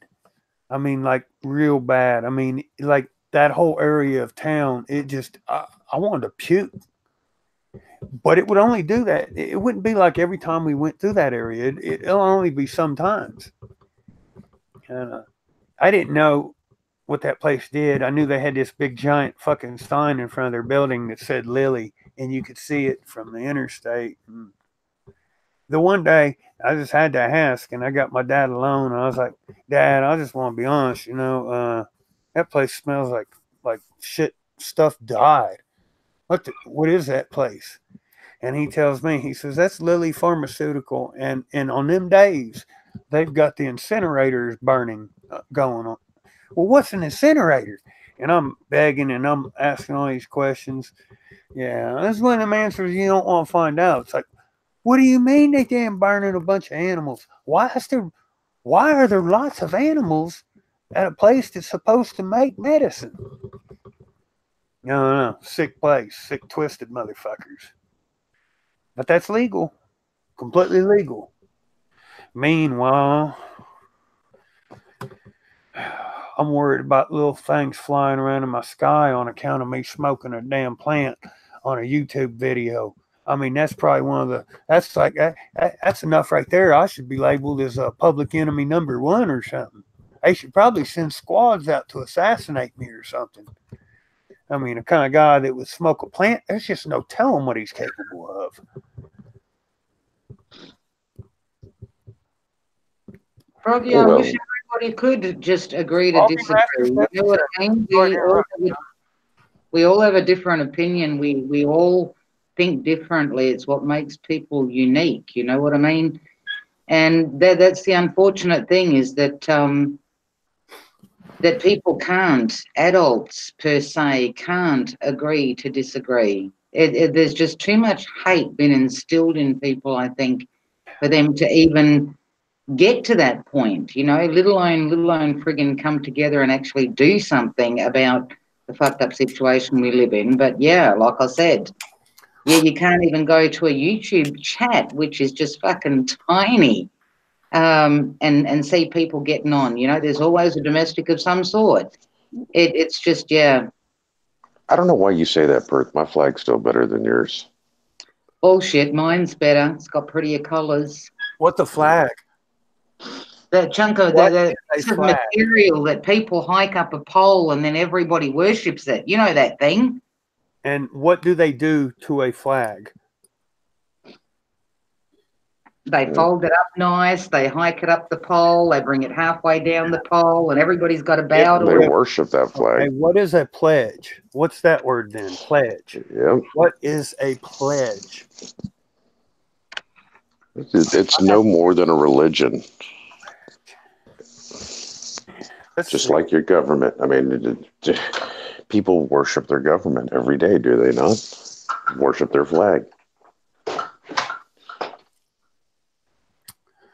A pledge, a surety bail, a hostage, security bail, from the Frankish plegen, meaning to guarantee, support. Okay, a pledge can mean a lot of things. So if I'm pledging an allegiance, meaning that would, in my ignorant fucking ass comprehension, that would mean that I am pledging an allegiance to something. Well, an allegiance, wouldn't that be like an alliance? And if it were an alliance, then that would mean I'm giving something in return for something. Okay, what am I getting? What's the return? You're getting your government. Don't question it. Because I don't feel like I'm getting nothing. And for me personally, if we're in a give and take relationship and I'm giving and you're taking, if it's not reciprocated both ways, then hey, consider the contract void. Cut it up, do whatever with it, use it for toilet paper. That's you know. I would never pledge an allegiance, first off, to an object. And if I were to pledge allegiance to something, it wouldn't be something that I could not feel as being a direct representation of a similar acceptable ideology. I'm not saying you've got to believe exactly the same way that I do, but for us to form an allegiance, then we've got to be on the same page in some areas. And when we think in terms of government,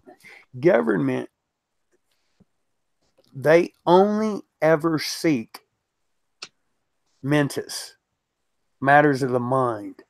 They only ever seek to control, to govern mentis, government, matters of the mind. I don't want to control nothing. I want to fulfill my role and get the fuck out of here. Hopefully not come back here by whatever means necessary. And if through the course of doing that, I'm able to enrich other energies that are trying to find their same path the same way I'm trying to find mine, then awesome, great. But at the end of the day, I'm not here for them. I'm not here for none of that. Hopefully, I'm going to get through this day and be on. You know, maybe where's that? What's that? I don't know. I guess I'll know what the fuck I'm supposed to know when I am supposed to know it. But till then, I damn sure I'm not going to allege to anything that's crooked or corrupt. Which first means I have to at least know thyself. A lot of crookedness in our government nowadays, folks. It's just a scary place. People love that. What do we got words for that now? What is that? Nationalism? Is that the new catchphrase running around? Nationalism? That's it. Yeah. What's nationalism? What the fuck is nationalism? A globalist nationalism or something like that. I forgot what they called it. Yeah. Anyway, I mean, who even has one? Oh, shit. I guess if you had a bunch of them from bunches of different countries and you could hang them up in your yard, they would look cool. Because, you know, they're all different colors and shit. And it'd make the neighbors ask silly questions, which is always good for a laugh. But other than that, who the fuck has a flag? Why would they want somebody to claim allegiance with it any fucking way? It just doesn't make logical sense. Why would you do that? Hey, I've stood by a lot of hardcore motherfuckers in my life, but I'll tell you the one that I stood by that was the strongest.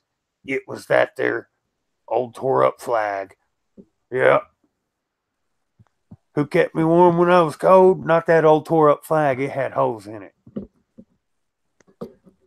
Who provided good fire when the fire kept going out? Not that there flag, because they couldn't burn it. I mean, what the fuck's the flag ever did? I wouldn't even... It's funny to think about sometimes.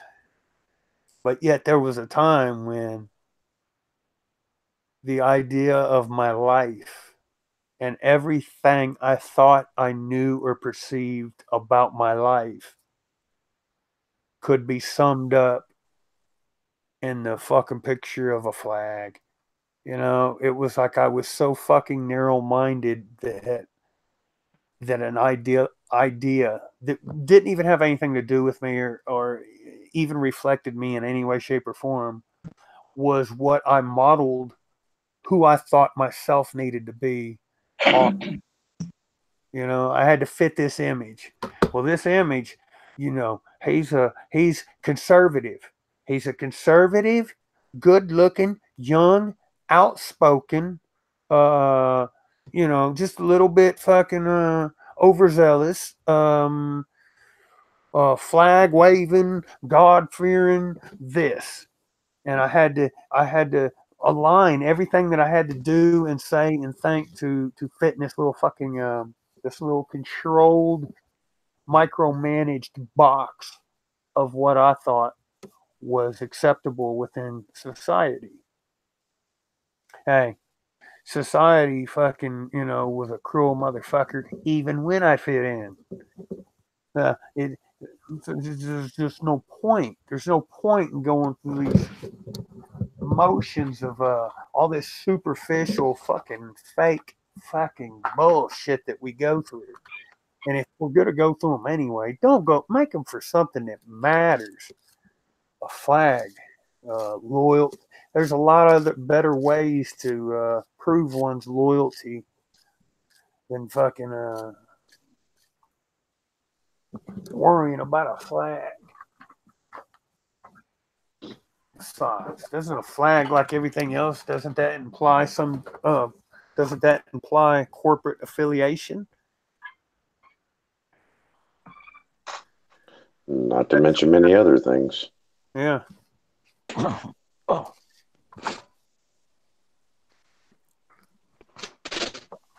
Simple solution. Do nothing. I'm doing nothing right now, Donna. I am doing nothing right now. But I will do nothing on that day that I do nothing too. Thank you very much. I don't remember what day that is. I was doing nothing when I watched that video, and I forgot most of it. But I will go back. The main thing is on the 11th, for those people that are here listening, the main thing is on the 11th is one, you don't go to work, don't send the kids to school, and do not buy anything. Very important. Do not buy anything.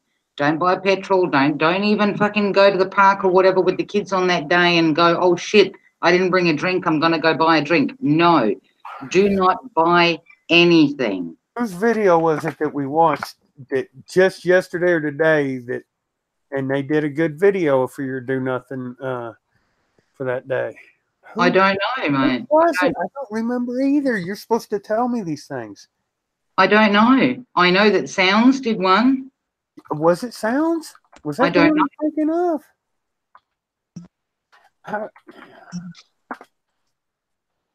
I can find it. This sucks. The thing is, people need to make a conscious choice to do it. They don't have to ask anybody except themselves. Do I want to participate on the 11th of February to simply do nothing? How many people already do nothing? How many people, need to take a sickie, or they've got sickies, or they've got whatever day? Do it on that day. You don't need to ask anybody. You don't even have to fucking call in to say you're not going to work. Fuck it. Just do nothing. I can't understand how people find it difficult to do nothing. I mean, nobody's asking anybody to get signs and go stand on the corner. Nobody's asking for any of that.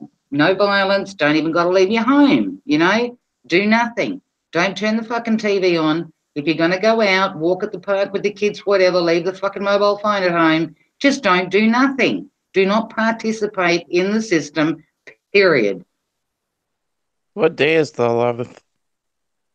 It's on a Monday, I think. Monday. The 11th is Monday. That's not this coming. Well, yeah, it is this coming Monday. That's 3 days from now? 4 days from now? The thing is, it doesn't matter. People don't need time to get ready. Do you know what I mean? This is not about getting ready. This is not like prepping for doomsday, okay? You don't need to get ready. You just need to make a conscious choice come Monday, because the 11th was based on the US, okay, which makes it a Monday. Here, that would be already Tuesday, right? They just need to make a choice. Fuck it. I'm doing nothing today. Nothing meaning no work, no school, and no buying of jack shit.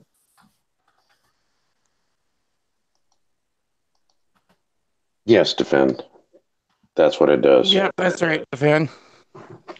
When people start to realize how much one day of not buying fuel, not spending money at stores, not banking, not doing anything out of the normal that most people would do, that's when the system will go into a hiccup. And when it hiccups, they're not going to know where the hiccup came from. And when the hiccup comes about, that's when you're going to see how fraudulent the system is, because it's just floating right now with more money being printed out of thin air, and all your tax dollars are overseas, guaranteed in offshore accounts and overseas companies on many different levels.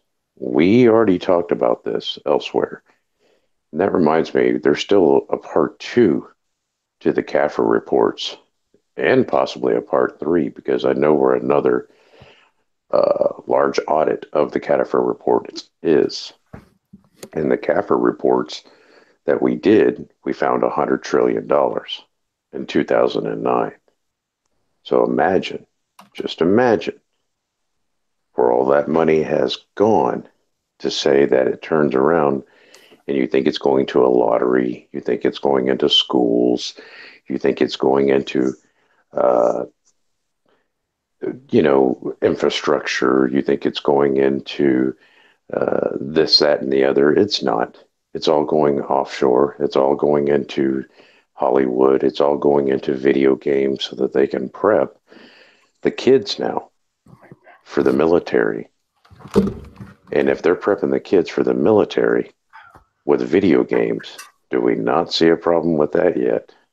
To say that, we knew what being a service member meant back in the days. We knew what it was supposed to mean, should I say. Now it's nothing more than bankster wars. It's nothing more than just investments for mining minerals, such as uranium. And, here we are on Canadian soil looking for uranium, Hitlery. Here we are taking away the Native American soils. Here we are now trying to build a wall to say that's nothing more than one of the world's largest and most tyrannical land grab that anybody will ever see in American history. Think about it. Just think about it. Defend, it's not just that. This isn't just for the US, okay, the 11th of February. This is for everybody, no matter what chunk of dirt you stand on, okay? Call it a globe, call it a flat pizza, call it whatever you want. This is for everybody. The thing is, people need to make a choice to either share it. People have Twitter, people have Facebook, people have all of that. All it takes is 2 seconds to get it out there. 2 seconds. And if we don't succeed this month, okay, then I've been told we should try every month until people get used to the idea, pick it up, send it out, share it, flip it, whatever. It's a choice thing. People just need to make a choice. They don't have to ask anybody to do nothing. I've never known anybody to ask, can I do nothing? Now, if we do this once a week, imagine once a week. Yes, it will turn around and shake things up. And all these people that believe that the stock market is something special. It's been floated for so long. I mean, I studied the stock market, took classes, did many things for about 4 years into the stock markets. I couldn't find the morality inside me to go along with the fraudulent system and realize that, yeah, I could have been a millionaire or better, but that's here nor there. Guaranteed my investments would have paid off. That's here nor there. that's basically selling yourself out, selling your country out, because we are so badly off that even our veterans that supposedly fought for freedom, are being treated like trash. And that's an option right there. Defend. Look how many citizens get killed every freaking year by the cops. To say, why don't we can make our own holidays. They want to make this President Day crap. They want to make this Columbus Day garbage, all these lies that they come up with. And, here we are. Oh, yes, let's take that day off. Oh, let's take, it's nothing to do with race, Martin Luther King Day. What are we doing? Are we celebrating basically a planned event by governments, an assassination? Oh, we're going to celebrate JFK Day. We're going to celebrate remembering, Sandy Hook Day. And what do we remember on any of those days? Absolutely. Other than the fact of about last Martin Luther King Day. Honestly. The thing is with all of this is the division. You can call that day whatever you want. And, I know I've had a few of them in my lifetime, but literally, I can't tell you what I did the last one. Can you? Or not just that day specifically. Let's not single that one out. President's Day. I can't tell you what I did the last President's Day. So obviously, whatever happened or didn't happen, I didn't remember the day for the reasons probably initially anticipated or what was expected or no, that stuff is memorable. Defend, like I was saying, you can make that a remember day of anybody that you want, as long as it's on that same day, okay? It has to be that same day. You can make a tribute to whatever you want on that same day. If everybody's going to do it on a different day, then there's no point.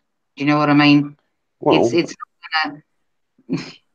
it's trying to bring people together, okay? It's trying to bring people together for a common cause that is non-violent and where they basically just do nothing. Do you know what I mean? Nothing. And I agree exactly with what you're saying, Perth, and I agree with what Defend's saying. But as long as we all get on the same page, I don't care if it's remember, the veterans. I don't care if it's remember your loved ones. I don't care if it's remember, the fact of the 1,000+ citizens that are killed every freaking year by the cops. Don't we have enough days right there to say no to? The tyrannical system that we're in and to the point of the pointless killings that we're dealing with on a daily basis. Oh, no. We need to shut down the streets. We need to shut down the police departments. We need to shut down the fire departments. We need to shut down the government because we lost an officer who was illegally invading in someone's home because it was a tip stating that they had improperly wrapped toilet paper. Come on. It's getting to that point right now. It's that ridiculous, to the point of, well, we heard there's rumor going around in the neighborhood that, you didn't take your garbage out. Well, just come kick in the door. Let's just deal with it, that way. And, I agree, Defend, but it doesn't matter. We've been under martial law. And we've let it get to this point. If the veterans, what would the veterans do if they all had to stand up right now to their government to the point of saying that this is not what I fought for. This is not what I risked my life for and watched my brothers and possibly sisters die for. This is not what I signed up for. This is not what I took an oath to do. This is not the place where I deserve to be, nor anyone else, much less my family members or friends. What would the veterans do? The true veterans. I know some of them. I'm telling you that I know some of these people out there that are still fighting Agent Orange, and not just family members, but they're still fighting Agent Orange to the point of saying that they don't care anymore. They will get all their arms and they will stand tall because they're tired of dealing with the pain and the suffering that their governments have already put them through, spraying them with toxic chemicals. They're tired of the VA where they're having to wait in line for days and hours and weeks and months just to get some type of answer, much less treatment. They're tired of being on the streets. They're tired of being homeless. They're tired of not having anything to show for what they did for their country. At what point do people in humanity just stand up and realize that this is something that we are, it's either fight or die. I mean, it really is. And we're dying already. And at this point, we already know we're dying. It's silent weapons for quiet wars. I mean, come on. I mean, it's all written down. Protocols of the elders of Zion. It's all written down. Yeah, didn't Albert Pike, didn't he say something about 3 world wars? Didn't he? I mean, regardless of what we believe, I mean, it's all, it's like a whole script has been wrote out in front of us. It's all planned, it's all staged, it's all a big theatrical performance. And then, initially you hear stuff like that, and you do kind of get negative. You get in a bad spot. I know as a veteran, one of the first things that fucked with me was, man, what the fuck did I just do? What if I would have shit, it could have been a lot worse. I mean, I've got family members and had family members, and some that have passed, that could have told me some pretty fucked up shit that they did. They didn't do it because they wanted to. It was a whole nother world, You did what you had to do. Heath, the whole thing is like the government or the savior, well, people bow down more to the government than they do to the creator. So, yeah, hence the government is the savior, right? It's all scripted. But the whole thing is a big fucking production, can't we throw some impromptu in there? The thing is, follow your script. If you don't like your fucking script, edit that motherfucker. Well, that's the thing. People don't want to because they're so busy bowing down to savior because that's what they're to do. They've got to bow down every day from morning till night. They bow down every day of their fucking lives, and they can't see it, right? Yeah. They can't see it. Defend is saying that Tennessee will legalize it. We've already got some people in Tennessee that are doing the hemp thing. Defend. It's what are they calling it? A pilot program, and only 1,200 applicable farms can inquire as to whether or not the state might show them grace and mercy and let them grow it. I don't know. But yeah, we've already got the hemp thing. We've even got like CBD places, but they're few and far between. People, at the end of the day, it's no longer a fight for privacy. It's no longer a fight for freedom of speech. It's no longer a fight for filming with a camera. It's none of that. We've bypassed that. This is a fight for life. It's a fight for life. I mean, this has nothing to do with fear mongering. This is everything that they tell us. They even taunt us in the process of doing it. I mean, if our supposed governments, are backing Monsanto, by saying, "Oh no, it's fine. Just change your name. Everything will be fine," because your Monsanto name has picked up a bad rap with Monsanto. Well, guess what? The natural order, though. Yeah, exactly. It's. If I have to admit that there's a hidden hand the fucking the Wizard of Oz, the dude behind the curtain or whatever, then I can only deduce that it didn't happen yesterday. So there was a rule in hand yesterday too. Well, if that rule in hand yesterday and the rule in hand today are in cahoots, then what is in any way, if I do the same thing, going to somehow allow me to be in a world tomorrow where them controllers are not in control? The only thing I could come up with rationally would mean that I would have to do something different. If I want if having a different ruler is what it would take to have change, then I have to do something different that would allow for there to be either a different ruler, or B, no ruler, just a different environment. Can't get there without change. For a person to change means that you have to step into a world that you're not currently in, which means this world will no longer be there. You'll be in another world, another paradigm, another fucking existence, another state of being. The thing is, people have to want to make a change. You know, there's no point just talking about it. I mean, who was it? I'm not sure who it was that said keyboard warriors. It was you, Sound, that said keyboard warriors. I mean, that's all anybody is. It doesn't matter what platform they're on, it's keyboard warriors. You know what I mean? Like, we can all get out there and we can bitch and whatever. But it's the fact of making a choice to do something. And the 11th of February, for example, is simple. It's do nothing. And since they can't get rid of their fear, they could your fear can be your best friend.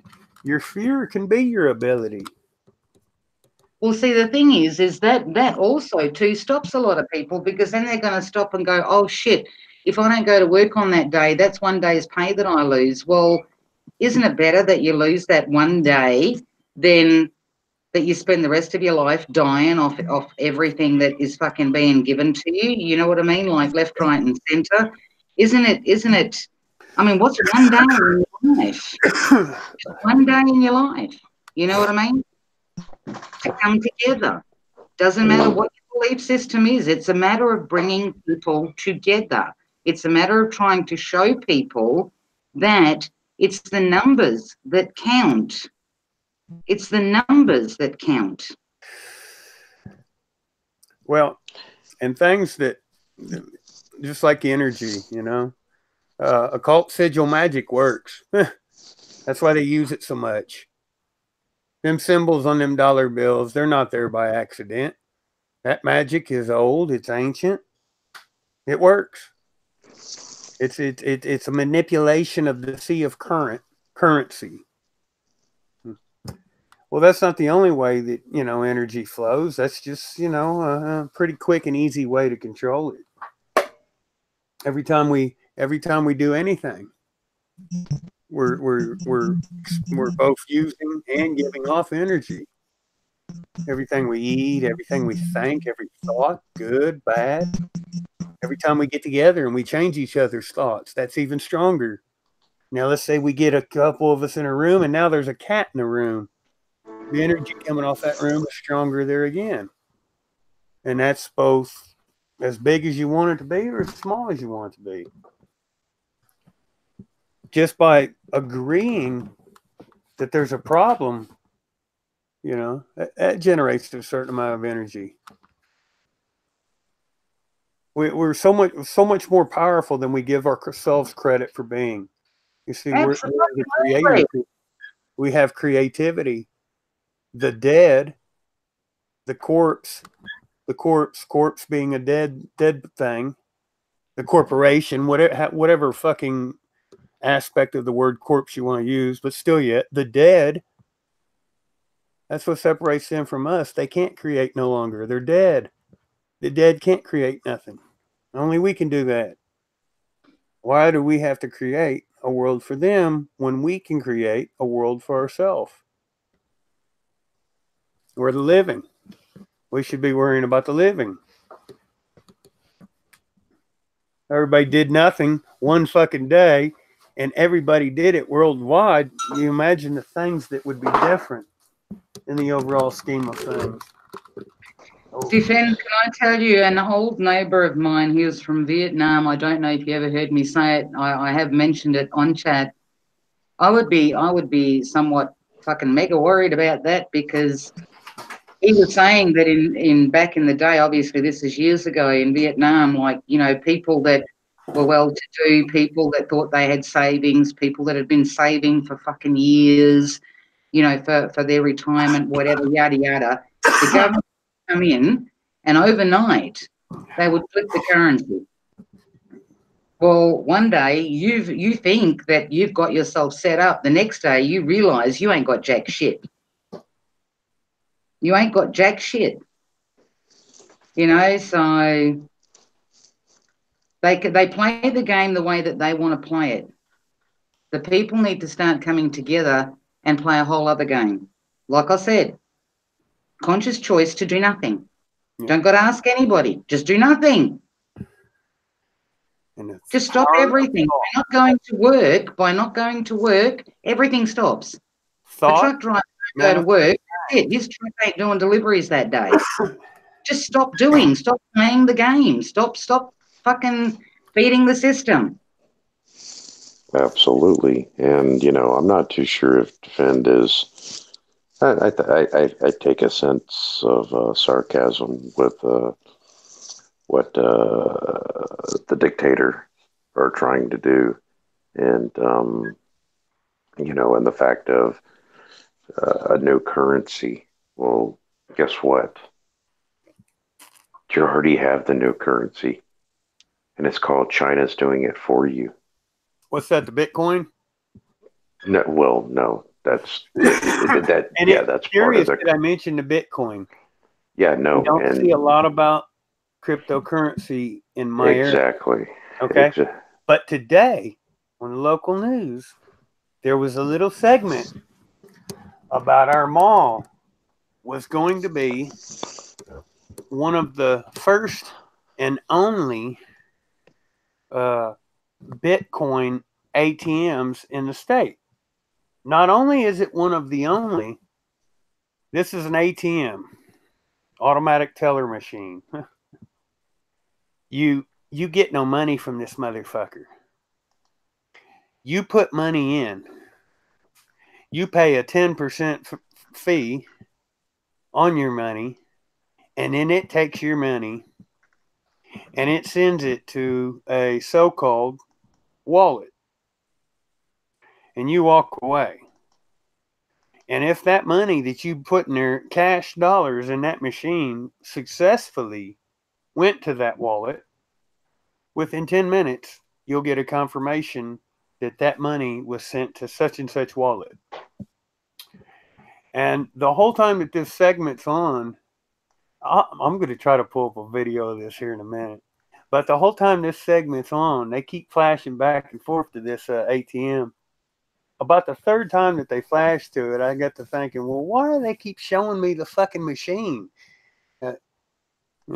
You see the big old pyramid, and it's got the big eyeball and the big old pyramid. I know that's all just fucking coincidental. There is no such thing as any secret fucking societies, and it's all conspiracy bullshit. But hey, it looked an awful lot like all them other conspiracy fucking shits I be seeing on the YouTube channel and whatnot. It was funny the way it was just so obvious. I made the comment. I said, you see all that fucking symbolism on that thing? What? What are you talking about? That ATM? No. I wonder how much money you can get out of it at a time. I said, well, fuck, you can't even get money out. They didn't even listen to the shit, let alone even see the shit that was on the machine. Not that it matters, and I'm not making connections where there are none. It was just, kind of odd. It was that obvious. I mean, it was like pyramids and 1,000 rays of light, little symbols, and fucking all seeing eyes symbols, all seeing eye of Providence, my motherfucking ass. Fuck that. Anyway, it was awfully obvious. Disgusting. Well, I mean, the cryptocurrency is just part of it. To say that if you think you're going to be safe with a cryptocurrency, ask the 170 million people that got their accounts hacked just in 2018. And that's minimal, not including the other 50 million that got all their accounts hacked on Snakebook, not including all the people, I guess it was, I want to say 10 million that got their, no, I take that back. I'm not going to say a number because I don't recall exactly.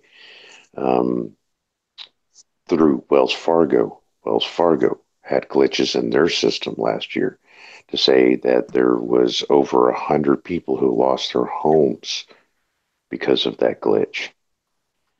And so, some of them committed suicide because they lost their families over it. You know, and what does that have to do with acting like they care about a currency? They don't care about a currency. They only care about control. And then when you start looking at China's system, which has already been in play for a year now, the social credit system. Okay, well, doesn't everybody use social media? Isn't even this place where we're at now along the lines of social media? It's really not very social, but yes, they call it social media. To say that what happens if we're doing this, what we're doing right now, which you can't do in China unless it's about, video games or something along those lines. But then again, if it's about video games and they now have a system set up to where they have the world's largest addicted young generation or population addicted to video games, that now they have set up a program to where you can go to video game rehab because your government cares about you. And they're going to lock you up and you're going to go through video game rehab. Did you know your tax dollars are being used on video games like we talked about, in video game companies? Not just the military, but in video game companies. Okay, so you mean to tell me that you're using my tax dollars to fund my problems that I may possibly occur in the future, to say that now we're going to have to send you to a psychiatrist or this special treatment center because I play video games, because that's all my life consists of, because I can't have a job, or because I don't need to go to school because I'm going to be dumbed down anyway, that I just go and play video games for 8 to 10 hours out of the day, to say that now I need attention by medical gains for the system. Oh yeah, they're terrible the way they do things. And then on top of it, okay,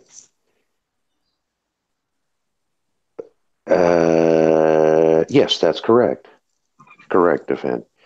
And basically that anything that you say against the government, we talked about this, I believe in Purse Stream, that if Perth has 500 coins, I have 500 coins, and everybody here has 500 coins, and even Defend has 500 coins. Well, if Defend says something to me, and Perth is in here as well, along with Trail Dog and Heath, what's going to happen is they're going to use each other against everyone. In other words, they may charge Perth 100 coins. They may charge me 100 coins. They may charge Defend 100 coins, and they may end up charging Heath 200, and they'll turn around and charge Northern Trail Dog 250. Now you're all going to rat each other out, to the point of, if Trail Dog hears something that, just for instance, not saying that he would, but if Trail Dog, or let's just say I heard something and I didn't like what it was said about our governments, well, now they're going to want to deduct me. Well, no, you can't deduct me. My best thing is to go run and tell my governments what you said. Well, my government's going to reward me with 500 coins. Now I've got more food on the table. Now I can go buy that new pair of shoes. Now I can indulge me, I. And I can live this lavish lifestyle because I'm getting paid to rat you out. Well, wait a minute. Wouldn't that sound something along the lines of World War II? Hmm. And didn't they rat each other out to the German? And the Germans came in and kicked in their door and said, well, guess what? We've got a tip about in regards to you said something about the Goobermans. Does that not all make sense? There's your currency. But aren't we kind of there already, as in see something, say something? Can't disagree. You know, I mean, see something, say something. That's just pretty much getting everybody to rat on everybody. That's what they try to do now anyway. Yep.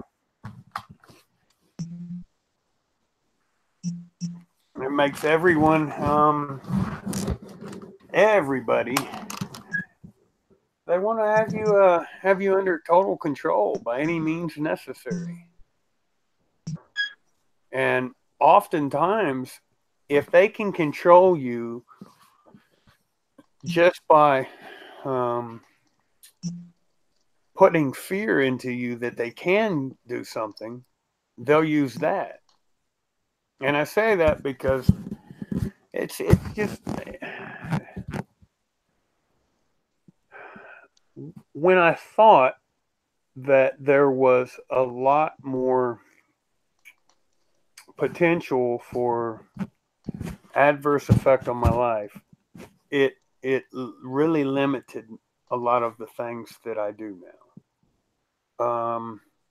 There was this well, I better not grow that corn because that's corn that the neighbors don't like, and they said that if I grew that corn and it cross contaminated their corn, you know, they'd whoop my ass. Them neighbors are pretty big and they might be able to whoop me, so I better just respect that their rule that they set up for me. Okay, well, that's easy. It's safer, but it was limiting. Then all of a sudden one day you wake up and you say, you know what? Fuck the neighbor. I don't tell them motherfuckers what kind of corn they grow. They're not going to tell me what kind of corn I grow. Yeah, they can whoop me. And if they want to come whoop me, then I guess I'll have to defend myself. But for right now, fuck them. I'm going to do what I want. I'm going to let them do what they want.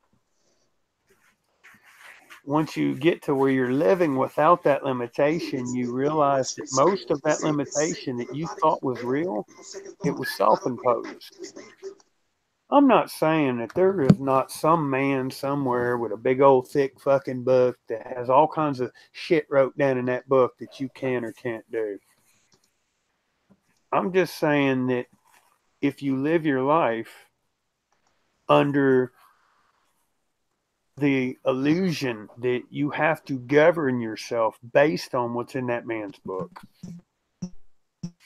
you're going to live a lot more limited life than you otherwise would have lived. And a certain amount of knowledge does come with experience. And if you're automatically giving up many experiences and you're just taking them off the table in general, hey, I'm not going to do that.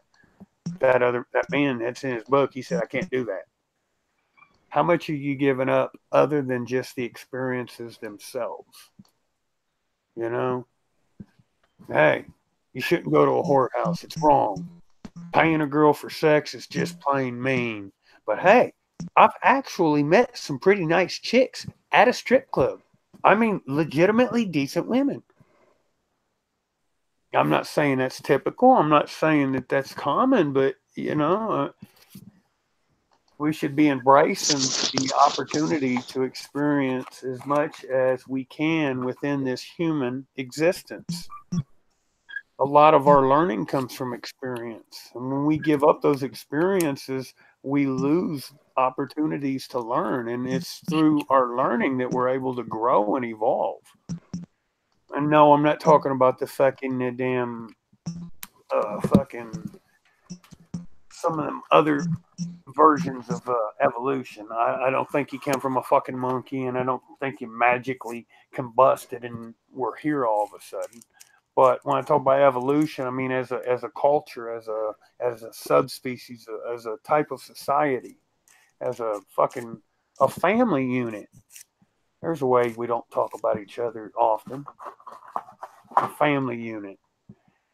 We should be able to grow spiritually, physically, metaphysically. We should be able to become more comfortable with the actual limitation imposed on us. Actual limitation. And we can't do that because we're too busy being micromanaged by the perceived limitation on us. Well, I can't do this because this could happen. I don't know that it will. I just know that I was told that it could happen. Well, that's not enough reason for us to sacrifice so much. Get outside your comfort zone. What's that they call it? Looking outside the box, thinking outside the box. At least make the box a rectangle. At least make it a bigger rectangle than what you might be accustomed to. It's how you grow. I love it when somebody that's never snorted the fourth line of cocaine in their entirety of their existence or ever known anyone that has the audacity to preach to me about what they read that someone said with regards to snorting a line of cocaine. Now, I'm not advocating for it. I'm just saying that if you don't know what the fuck you're talking about, maybe you should keep your mouth shut. But then when you do know what you're talking about, then hey, let's have a healthy fucking debate. And we can both agree to disagree and walk away buddies and shake hands at the end of it. But we live in a world where we don't know how to establish those healthy boundaries. All we know is, hey, I'm not allowed to have no cocaine, so I can't tell you if snorting it is good or bad, really. But I do know that the same people that do illegally have it and snort it and do all kinds of shit, they told me that they have somebody else that works for them that told them that it's bad. So I'm just telling you, it's bad. It don't really sound like it. That doesn't consist of much sound sense or logic. What was... So it makes plenty of logic if you look at Defend's last response. I was just reading that the painting with the asbestos in it was good for him or something. Didn't they have it in painted fucking Navy ships and shit with it? No, it ain't gonna hurt you. It smells a little bad sometimes. Yeah, I know you're coughing up some shit. Your lungs are hurting, but you'll be all right. Keep doing your fucking job. Your shift ain't over for 4 more hours. There you go. If we're not able to question things, and we start living in a world where questioning things is frowned upon or discouraged in any way, we start going backwards. In a lot of the world, you know, in some areas, I think we're already experiencing what happens when a civilization declines or falls, or I don't want to say perish, but changes into another civilization. We're already seeing instances where things that probably shouldn't be accepted are, and things that should be accepted are, you know, being held against us. There's more than enough obvious indicators to illustrate that whatever path humanity is on right now, it's not good for positive development. It's not anywhere where we any of us could probably foresee that society would go. And we're not heading like in a good direction. We're not heading and making strides towards this ending any place we'd want to be. And there's those that think, okay, well, everything is predestined, so we'll just let it play its course. Even if it were true that things are predestined, I think that we always have the opportunity to change our world. And the reason I think that is because if I make one choice, whatever choice that is, it creates an infinite number of worlds in which the ripple effect. Some worlds this happened as a result of that choice. In other worlds that happened as a result of that choice. So on and so forth. And we all have that ability every time we make a choice. It's like there is no such thing as a small deed. If you do one nice thing, one thing, no matter how small, no matter how significant it is in what you perceive your world to be at the instant at which you do it, you've created a whole another set of worlds in which, you know, that one little thing means so much. And it's all interconnected, you know. We don't give ourselves nearly the credit that we all deserve.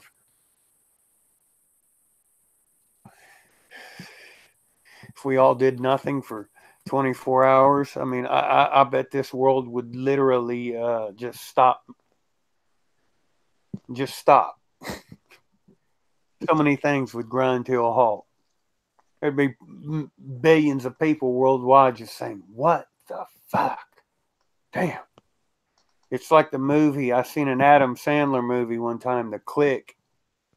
And David Hasselhoff was sitting behind a desk. He was the character. He played a character in the movie. And Adam Sandler had a remote control, and he had the ability in the movie. He could like pause real life, and he could rewind it, fast forward it, go back and forth to it. And he's having a conversation with David Hasselhoff, and he pauses it, and he smacks the fuck out of him. And then he unpauses it, and David Hasselhoff, he's like, what the fuck? Damn, I just get hit by a train, you know, and you could tell it, you know, really shook him up a bit. That's what would happen if the whole world decided to do nothing for one day. Because in that one day of doing nothing, we would learn so much about this world that I literally think we would completely change it overnight. And I think even if we have to do a couple of these throughout the time period, just to say that, you know, we just pick a day, you know, and maybe we stick with it, even if it's on, you know, the same day every month, once a month. And if we notice that there's a change, then we do it 2 times a month.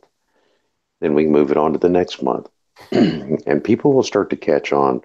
Why is everybody, you know, just kind of walking around the neighborhoods or walking on the trails, or why is there so many kids out, or, you know, how come there's all these flyers that are on the cars now, and, you know, all this information on these flyers to say, look into this, look into that, you know, whatever your cup of tea is, look up Operation Solar Shield, look up Operation Popeye or Project Popeye, you know, whatever the case may be. And, you know, give them something to look into. And then, you know, just like you said, Heath, you know, that may be their cup of tea for the day. It may be something else, you know, and every time you go out, and if you're going to spend money, spend it before that day, you know, spend $5 on flyers, you know, I spend $10 on flyers if you're going to spend any money, and come up with it that way and see what happens. You know, it's doable. And I think that once we ended up, you know, people started to realize what's going on, that it seems to be consistently that this is going on. You know, these places will start to shut down. They'll slowly start to shut down some of these places because of the fact of, you know, hey, well, they're doing it on the same day. They're doing it on the same day. There's no business. They're doing it on the same day. Then you change it to another day, and you prove to them. Initially, you would have I think that it would take, no matter how it was established, it would take the system by surprise, because the system would in no way, shape, or form perceive that it would happen that way. So before it could realize what was happening, it would have already happened. Defend, but with what you're saying there, what about hurting little businesses? Mate, seriously, is it not better that a little business closes its doors for a day, right, than that the owner loses the business altogether, which he will eventually? Isn't it hurt a business, though?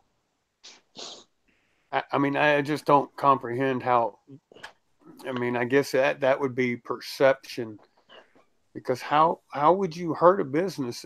I mean, you can do a lot of things to my world, but if you take something that I don't have from me before I don't have it, I don't know how that could ever be construed as hurting me. When we think in terms of a business, so you're saying that, what business is it where I can tell you exactly what I'm going to make tomorrow and how and why? I mean, what kind of business knows it's... I just don't see where you could hurt a business. Okay, and if we're worried about the little guy, then we go to the little guy and say, hey, do yourself a favor. Either A, take this day off, or B, you're going to get busy on that day. To say that we start supporting the little businesses and we get them to grow back, and we start, pulling our money from these corporations, and we start to find out the little people. The little people in your area, the small businesses, the small mom and pop businesses. You start approaching them and say, hey, look, you might want to take this day off. It's not going to be very busy. Or you say, hey, look, we're going to try to get more business to your store on this day. And when there's lines coming out your store, defend, if you were doing nothing tomorrow, and the people that work in so-called corporate America were likewise doing nothing, wouldn't there be no corporate America, or no corporate America tomorrow? Yeah. Because if you and I are what make up corporate America, and if we choose that today, you and I ain't doing no fucking corporate America bullshit. Fuck corporate America. We're going to sit at my house and smoke dope and talk about fucking fat, ugly politicians just because we're fucking bored, and that's what we do when we do nothing days. We smoke dope and talk about ugly, fat politicians. If on that day, you and I that make up corporate America did nothing, there'd be no corporate America. Imagine if that we ended up getting a group of people, 100, 200 people that did nothing except for show up at their elected or selected officials' place of business. Wouldn't that be along the lines of what the Yellow Vests are doing? To say, if you're going to do something, hey, walk up there to it if you got to. There'll be a line of people coming. In what world can doing tomorrow what we do every other day create a world in which tomorrow is any different than it ever is? We can't keep doing the same thing and hoping that at some point a more favorable outcome will present itself. It's like the whole insanity thing, we keep doing the same shit. It's like people that would tell me about peaceful protest. I remember I used to always say, well, you got to have a peaceful protest. Peaceful non-compliance. Yeah, it don't really work. Sometimes. I mean, if it's a big enough effort. But for the most part, it does the same thing any protest does.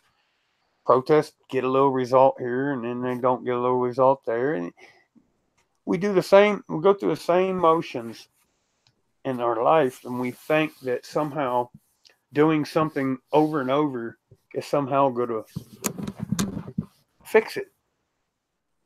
The doing is the problem. That's what keeps getting us into these positions. I like the idea of doing nothing. Exactly. It doesn't cost keep anything. doing shit, and we keep doing shit, and it just fucks us up further. Or, That's right. or there's no change at all. I know, like with regarding cannabis. Let's see. I've went to jail. Hell, I smuggled pot into the jail while I was in the jail. It didn't help my case. Didn't help me none. I've wrote letters to politicians. I've talked on the phone to politicians. I've even spent money and recorded videos on DVDs and put real fancy packages together and sent them to politicians' houses. Nothing. It did. I really need pot for relief. I really need it for medicinal reasons. I sincerely do. That's not me just talking shit. I mean, I legitimately do. You know what I found? That the only thing I found that did help? I use pot for medicinal reasons. It's not altogether legal, but frankly, I don't give a fuck. I'm not doing it because it's legal. I'm doing it because it helps my body, because it helps my quality of life. It does improve my quality of life. And if that isn't justification enough for me to continue its use, I don't know what else to say. But on the other hand, when I don't use it because it's illegal, my quality of life is greatly affected. It depreciates it a monumentous amount. I mean, it really takes me from having somewhat of a glimpse of an idea of a semi-productive pain-free day tomorrow to no way in fucking hell. It's just not happening. I'm probably going to lay on a couch and cry 3/4 of my day. And you know, the difference, I can't wait for the system to change or for the system to cater to me. It's just not typically going to happen that way. So I can either suffer or I can make changes within myself and within my own world that will hopefully somehow be a change for good in the worlds of others. So you can do nothing. That's a real good, powerful way to look at it. People Well, put it this way, Heath, like you said before, I mean, you sent the DVD. Different. You rung up people, you did this, and hundreds and thousands and millions of people out there in their lifetime have probably done the same thing. And what have they gotten back? They've gotten nothing. So if we're getting nothing, then why not give them nothing? Yeah. Yeah. We can do the same thing they do. That's right. And if nothing else, it will allow us all to reflect on each other.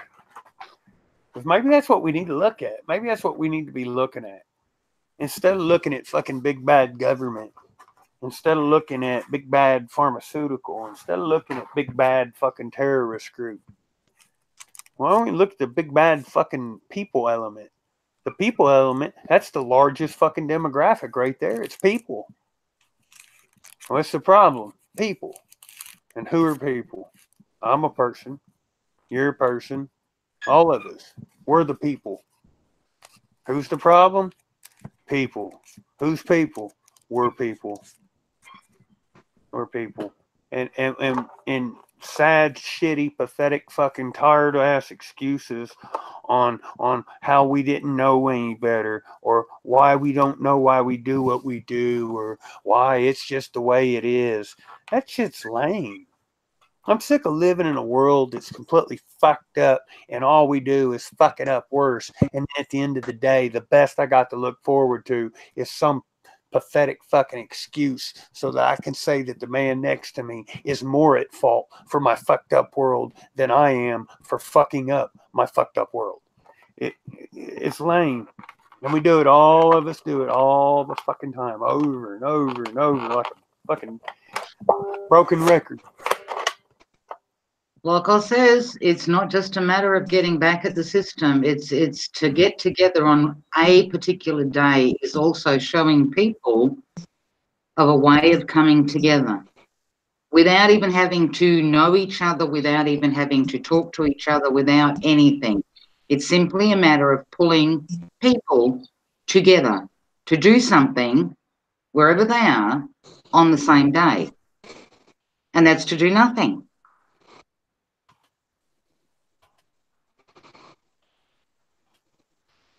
Because if you get people into a room and you start trying to get them to get on and come to any kind of a conclusion to actually do something, like to demonstrate or this, that, and the other, you've always got, this one's got the better idea, that one's got the better idea, no, I want to be right, that one's got to be right, no, why was he picked, why wasn't I?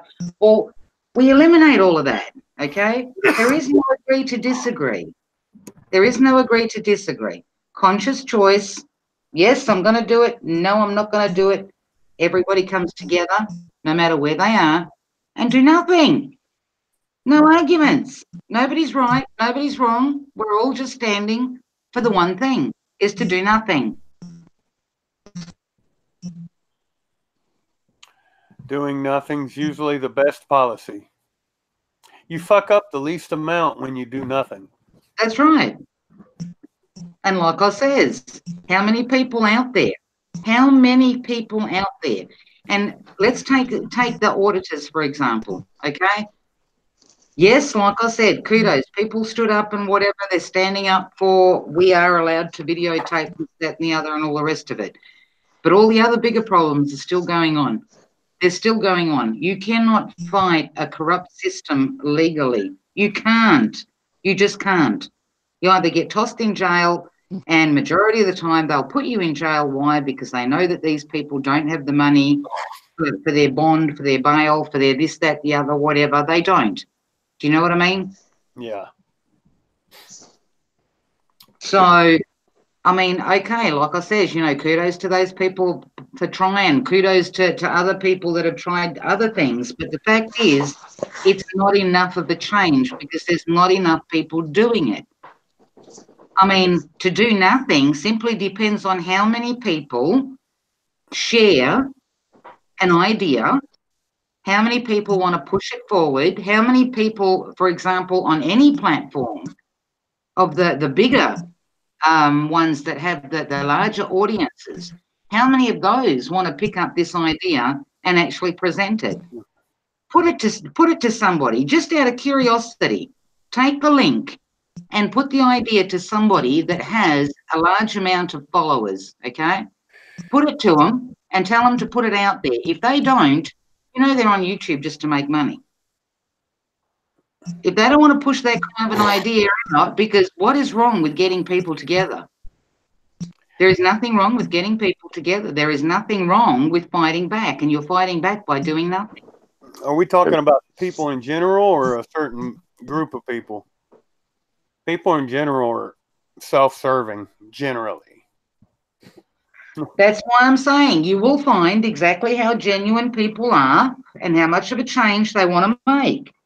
Find one of the ones that have a lot of like followers or whatever and give them the link. Say, here, push this out there. If they don't fucking do it, you'll know it's because they don't want their channel fucked up.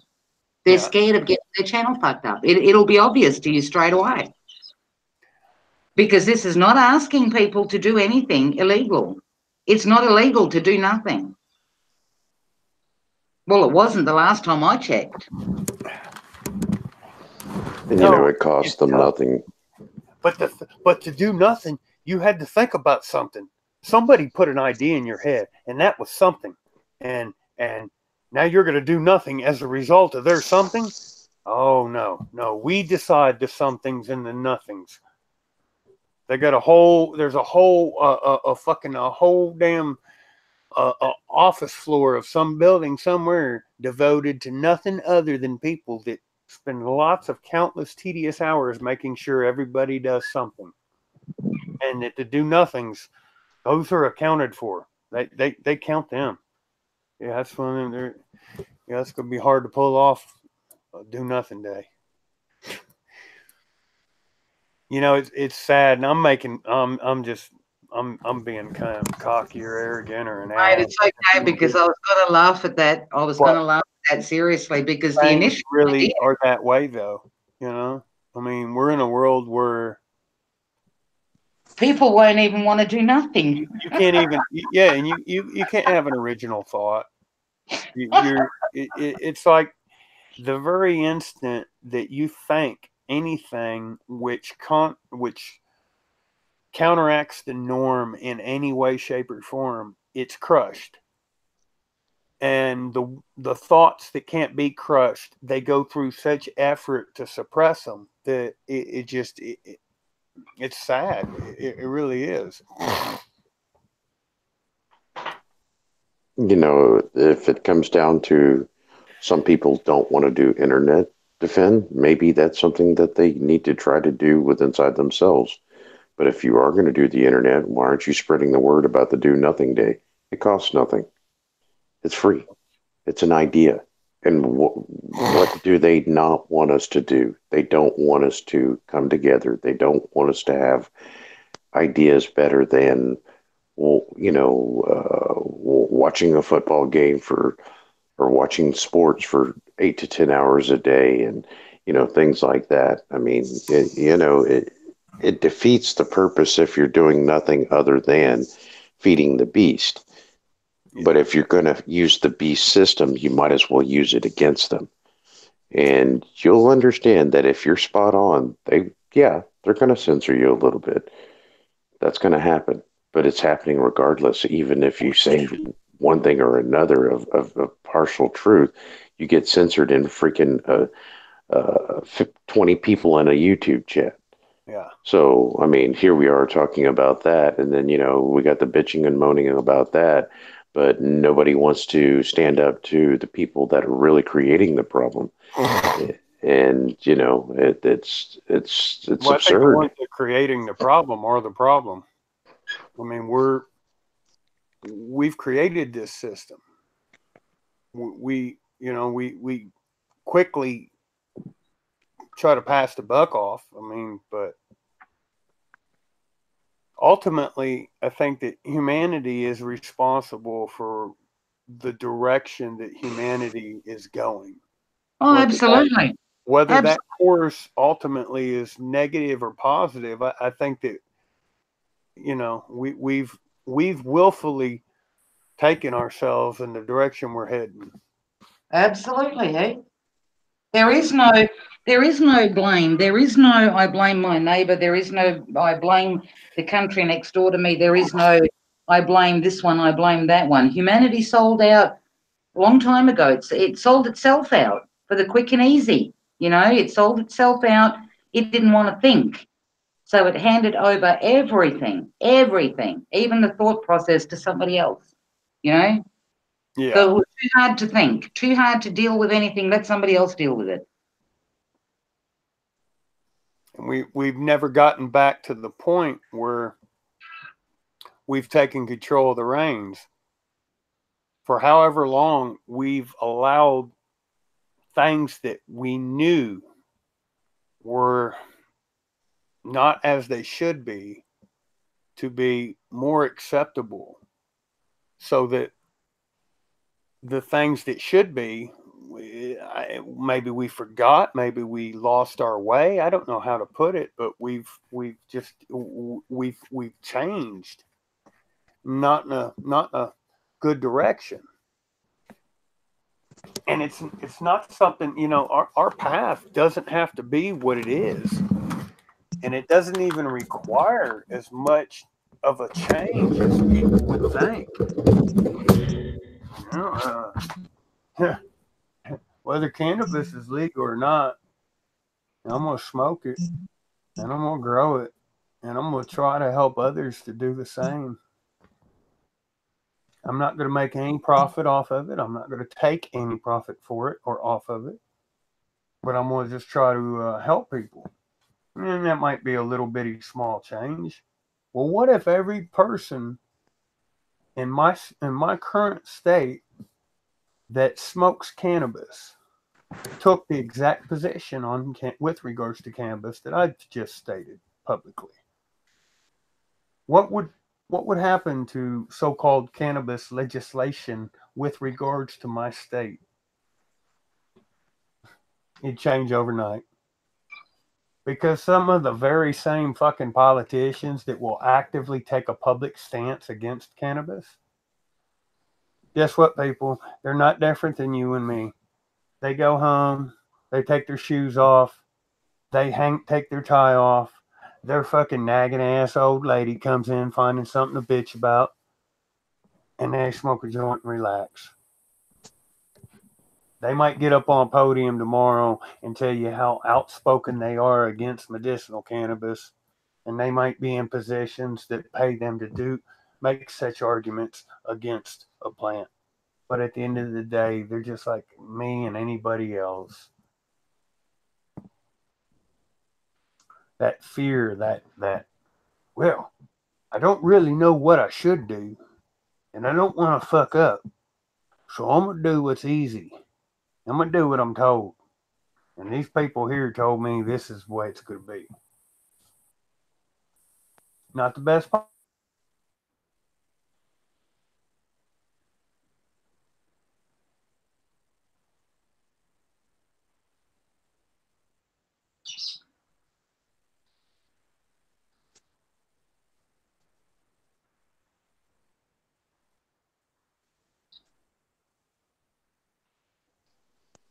Did we lose the host?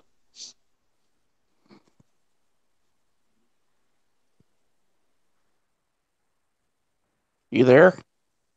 Hello? I hear you, Northern, but I don't know about anybody else. I can hear you better now. I should have put these ones in earlier. You sound a lot clearer. Yeah, well, those other ones, they were starting to squeak in my ears, and well, these ones work a lot better. I don't know if we lost everyone. No, I'm here. Ow! Blow my eardrums out, Donna. Ooh, these things are supposed to have a dial. Huh? I said, sorry, was that too loud? Did I yell in your ear all, Northern?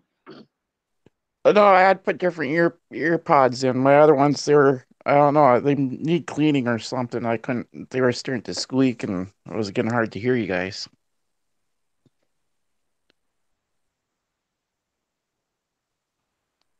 Yeah, no, unfortunately, it's a sad society that we live in when we can't come together, you know?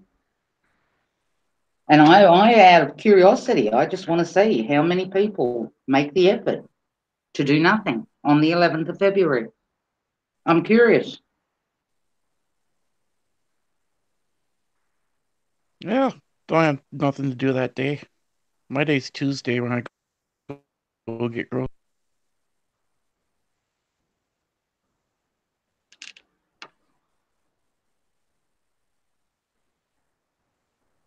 Okay, everybody dropped down. Did they? Hi, I'm here. Okay. Is Heath still on? Ow. What? Yeah, he says he's muted.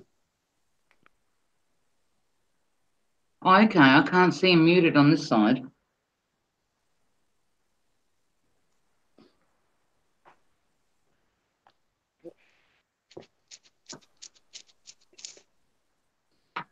So how's things been at your end, Northern? Hi. How's things been up your way? Cold.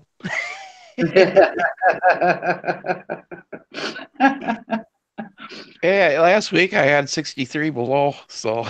Oh, fuck. Yeah.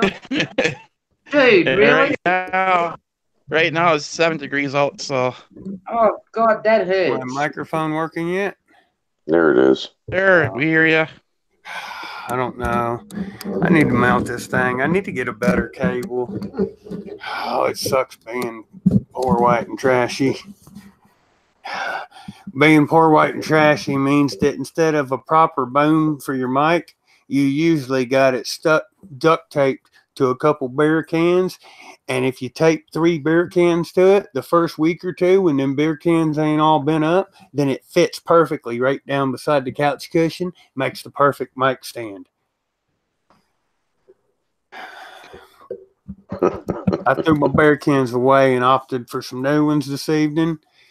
But then I got medicated and I forgot and threw them beer cans away. So now I'm stuck with no mic stand. And, you know, it's a little ball and it wants to just keep falling on the floor and whatnot.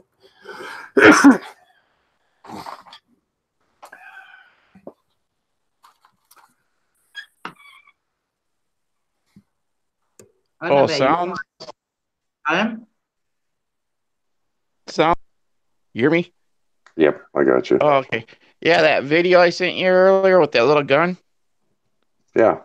I was gonna try. I couldn't send you the note that the guy that sent me the video. He gave me a little note on it, and it says on there, 5 out of 10 cops will probably arrest you for having that. And it says down on the bottom of that, the reason why is because if a cop comes up and asks you if you have a permit for a weapon, and he asks you if you have a gun, and you brought that up, you say, yes, officer, and you brought that out to show him, he'd turn around and probably arrest you for lying to him. Because he'd turn around and say, well, you know, because that's an actual firearm. Whole thing goes. I got it, you know, but it goes in that kind of statement anyways. What constitutes a concealed weapon?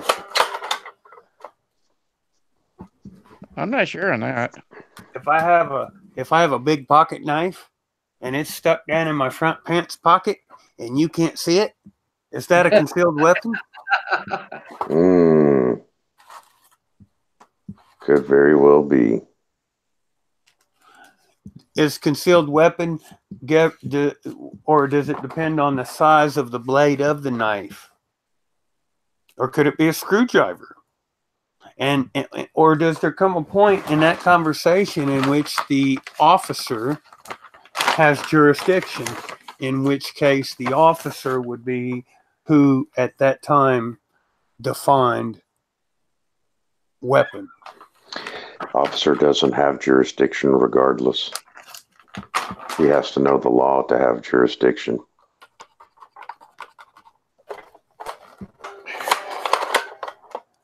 If he can't sit there and quote the law verbatim of 90+% of the laws, he has no jurisdiction.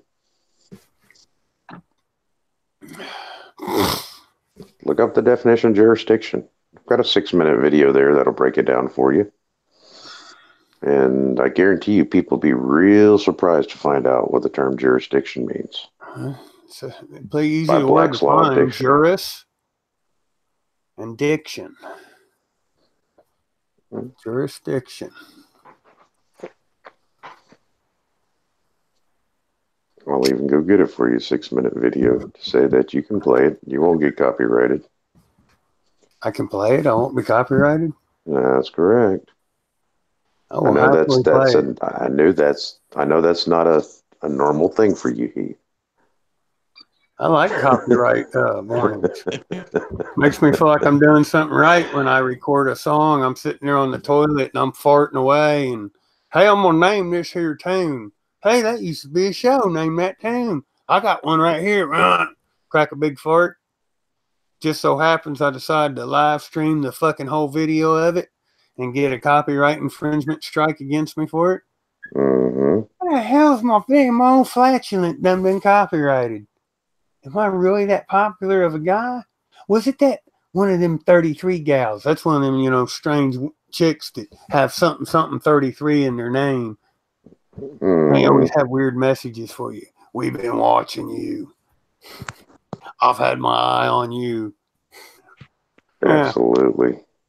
It's always entertaining. I get a lot of that cryptic shit. And then I have like, it's always obvious, whether it's their name, the way it's writ, the words they use, the number of words in their responses to me, the average number of syllables per response. There's a whole fucking list of them, but you can pretty easily discern whom you're talking to or what you're talking to with regards to the internet. Not always, but I'm waiting on that link. Who's you showing us a video? Give me 1 second. I'm having to dig in until I can get exactly that 6-7 minute video. Yeah, and then just throw it in the I'll throw it in the chat. Oh, well, I could probably drop it in the chat better because remember I came in through the Hangout through another link. Yeah. So if you actually play it, okay, if you actually play it, and then I can just present him. Yeah, Heath can just present it. Yeah, that's right. Thank you for reminding me of that, Donna. Okay, well, if that's the case, okay. But remember, I'm not using my computer, so it's just going to be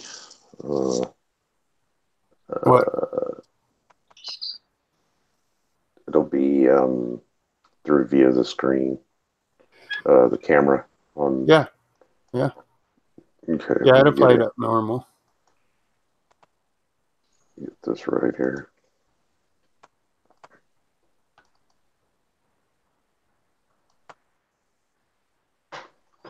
Okay.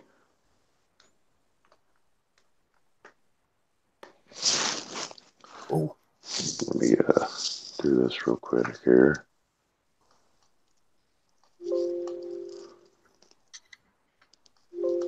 I can't do much right now. Let me see here.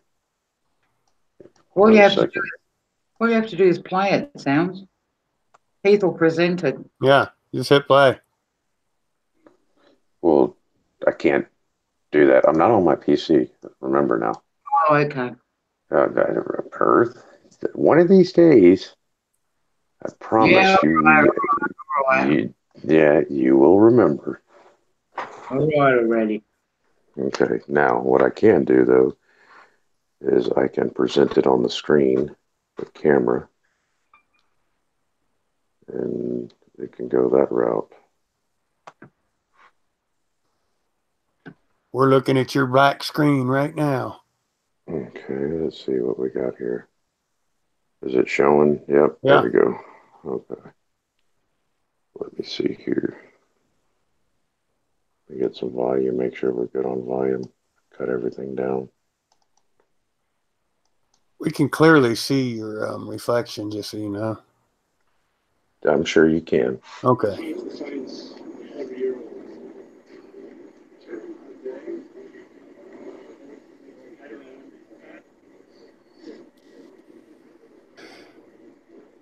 I don't know what the audio is going to be like.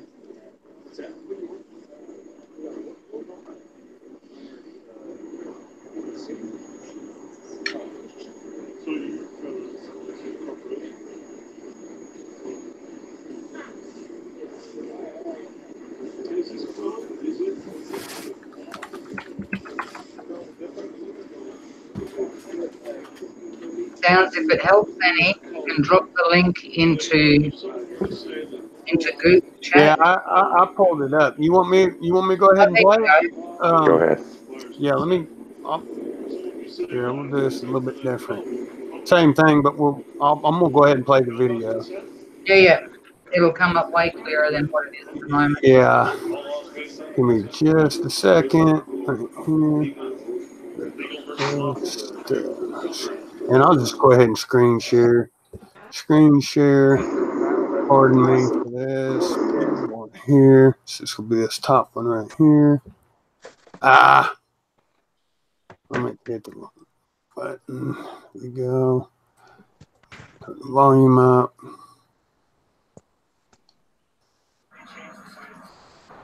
Is that audio coming in? It's about like mine was.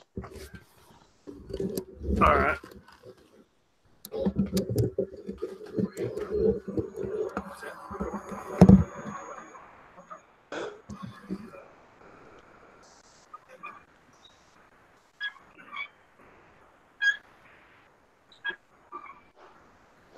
And the audio is kind of, it will get better here shortly. Pete, are you presenting? Because I'm not seeing it, mate. Are you sharing? If someone were to say that since it's cold, yeah, it's actually prima facie law, meaning it requires consent. Someone who say, well, I don't consent to that code, what would happen? You know about consent? All laws based on the consent of the government, based on the rule legal versus lawful. I don't see nothing. There you go. You know about consent? You should study up on it, because it can get you into trouble if you go too far with it. Appreciate your concern. You know what jurisdiction means? I'm not sure what you think it means, but the legal definition of jurisdiction. I'm just curious. So you don't know? But this now? Do you know? Do you? I do. It means it allows you to interpret and enforce law. Jurisdiction. The ability. Yeah, that's what jurisdiction is. So. My question is, why did they have to have a police escort? That's funny, huh? Because these guys are scared to come down here. Yeah. They shouldn't be, but they are. You're picking them up tomorrow. Why didn't you just do it tomorrow? Why did I wait? I had nothing to do with them putting the sign on. They called us to come here because they were putting the sign on. Had nothing to do with me.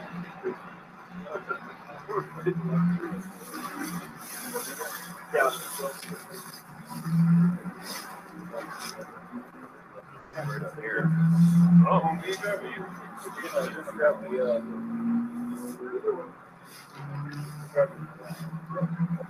Let's get up.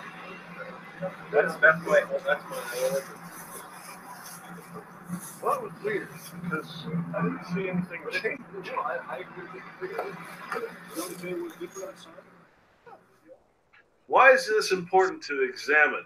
The fact that a police officer, an officer of the Salt Lake City municipality or corporation, doesn't know what the word consent means, and to add insult to injury, doesn't know what the word jurisdiction means.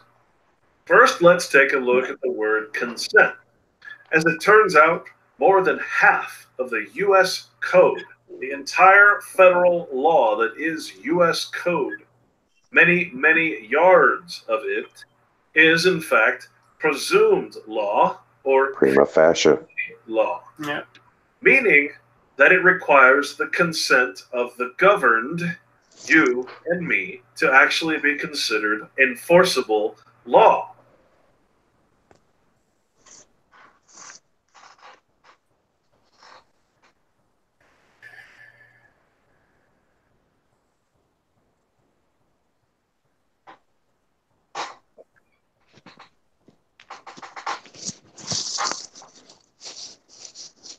TSA, Northern. What? TSA. He's talking about the TSA right there for you. I can't see. All I see is a plant. It's in the chat if you want to watch it. Okay, let me go back here. Yeah, I think he quit sharing it. Oh, I don't see it in the That's chat. Yeah. It's in the chat. Presenting to all of us, as well as Yeah, it's where good. at? It's good, Heath. Where is it at in the chat? There's only 2 comments there at the very end. No, it just says defund and you on here. Yeah. It should be right there. I mean, I'll post it again for you. There it is. And then, of course, that law can only be enforced within its jurisdiction, which is an area of enforcement assigned to and enforced by police officers. Now, if a police officer has jurisdiction and yet doesn't even know what that word means as regards to law, we must then start questioning how much schooling do these police officers have in actual law. And likewise, for a police officer to not know that consent is required for many of the commercial and corporate codes that they enforce, again, we must ask, who is teaching these police officers about anything but corporate code? Don't be afraid to ask your police officers in your municipality whether they know what the word jurisdiction means, whether it's okay if you don't consent to their rules and regulations, which are prima facie law, and just about anything else you want to know. After all, remember, they are supposedly your public servants, not the other way around.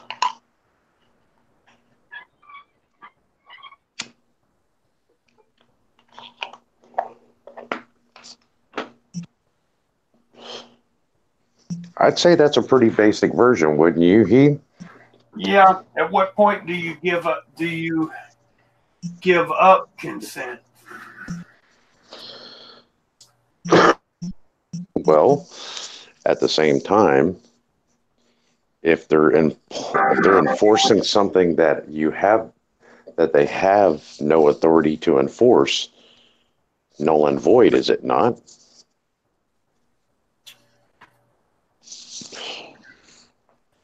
What's the state? Did it say that you entered into some form of a societal contract?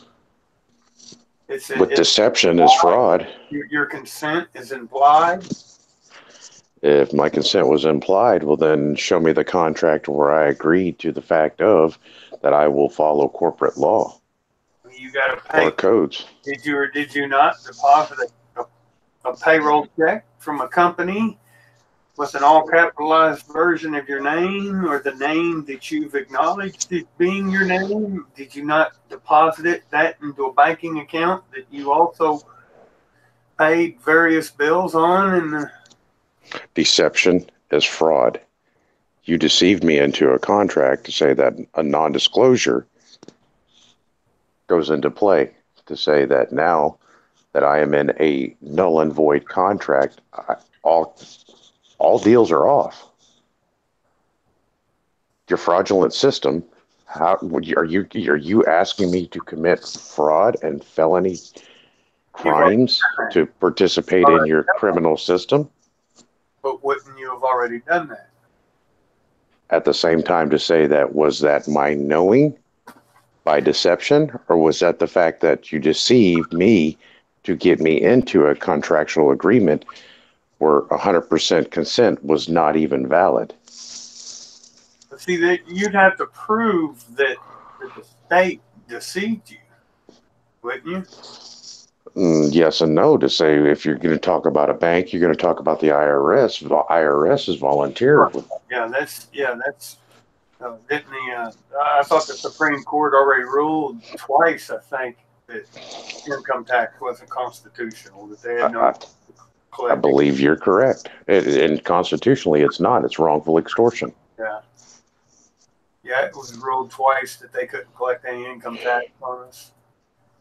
Unless we volunteered to pay that income tax, such as filing a income tax. That's where our consent's implied. The majority of the population have willfully, knowingly given consent. So that's pretty much the basic they're using to govern the whole, isn't it? But I would say, when you signed your first? It was a trick. It was all a scam. It always was.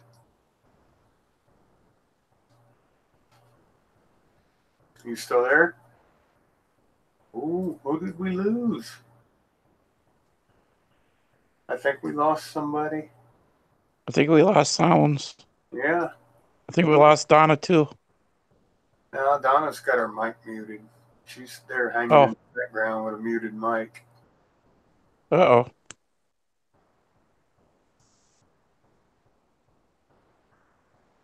I didn't mute her. She's muted herself. But it's all been a scam. The hard thing is ways of which we can approach the scam and do things to legitimately reverse some of the effects of some of the illegitimate crap that they've put us through. Are you back, Donna? Are you still there? Over there ahead?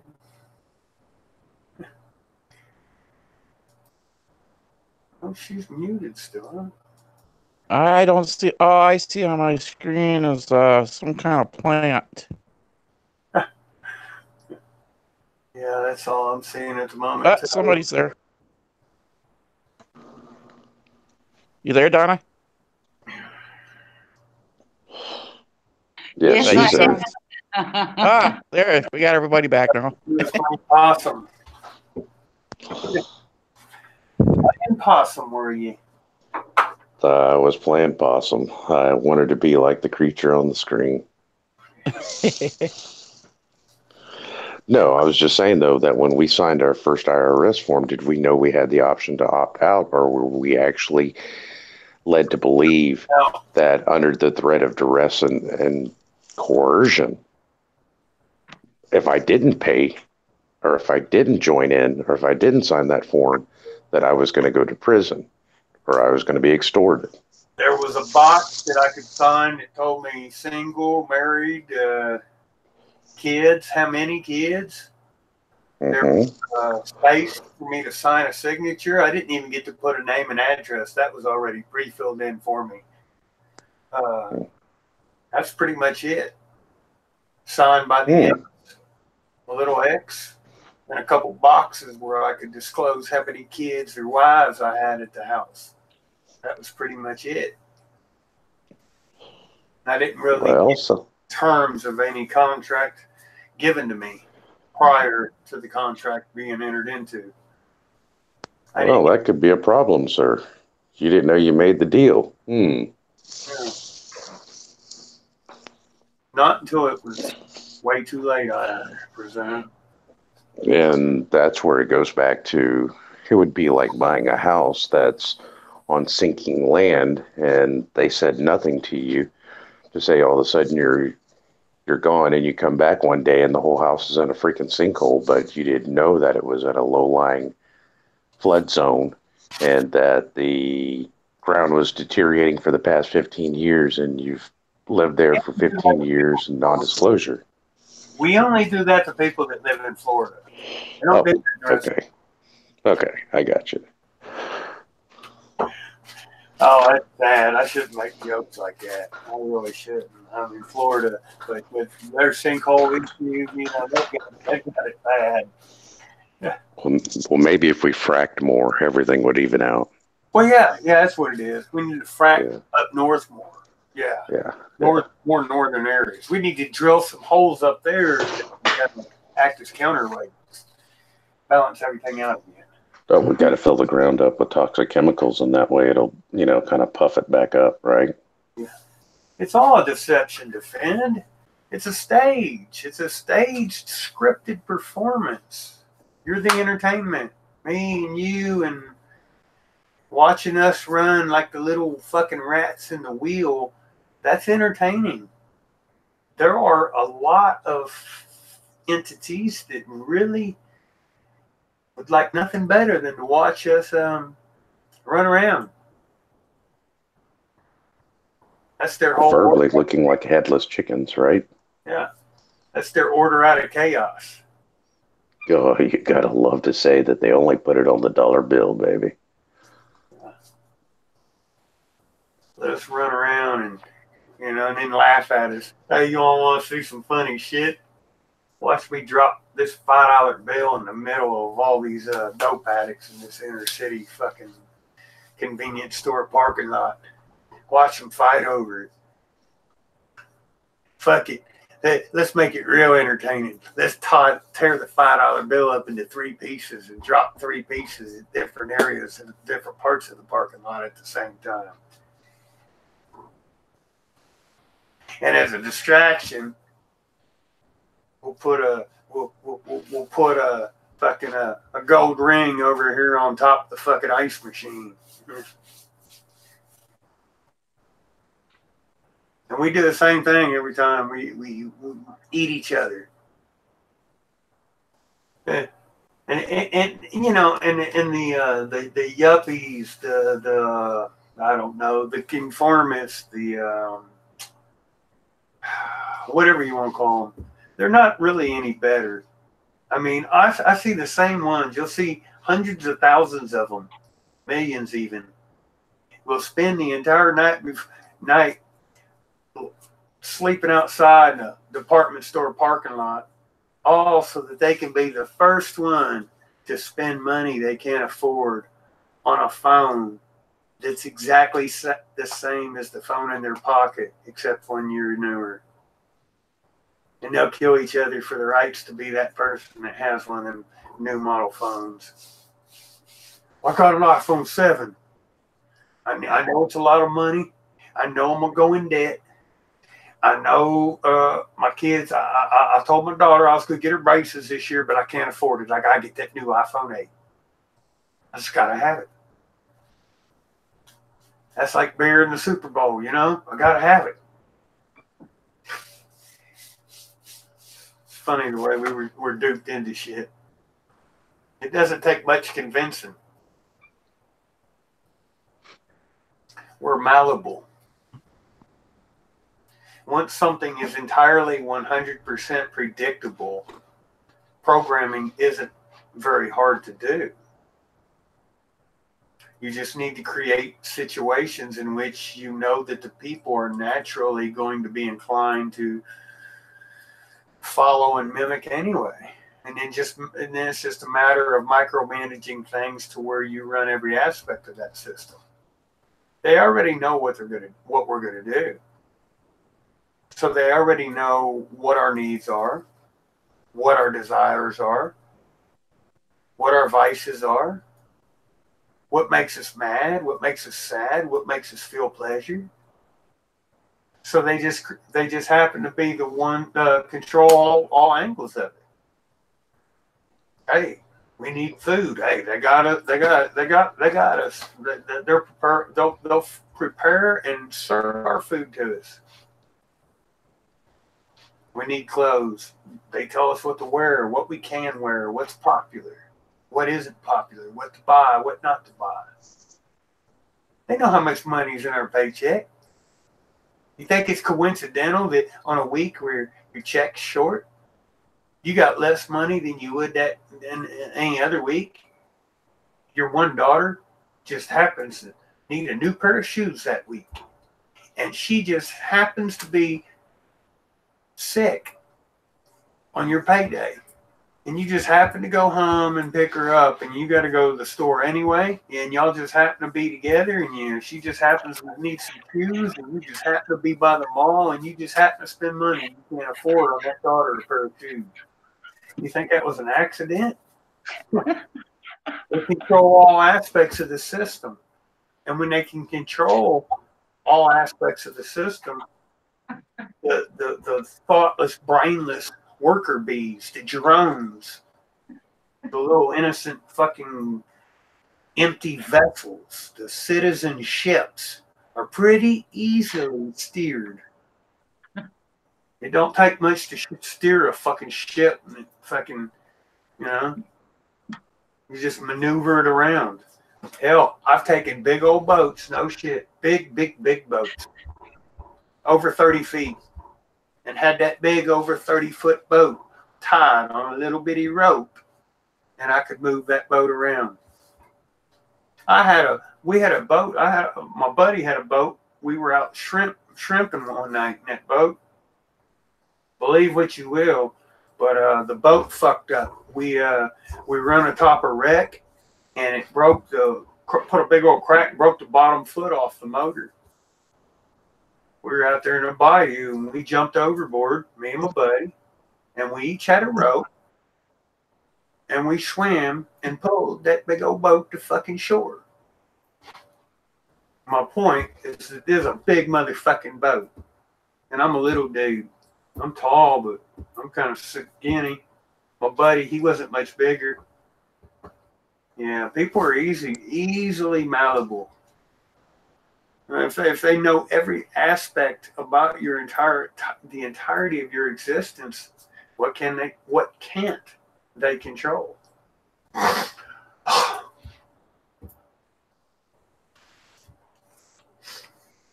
Don't have to be that way. We choose to allow the world to be that way. I sure do like that Alexa. I mean, all I gotta do is say I want to watch porn, and I can start talking about porn, and the motherfucking thing, it'll turn the fucking TV on, and it'll turn it to the damn porno channel. Yeah, it does it for me. Oh, that sure is convenient. Yeah, it might fuck with my privacy, but it's convenient as shit. Ain't gotta worry about finding a remote.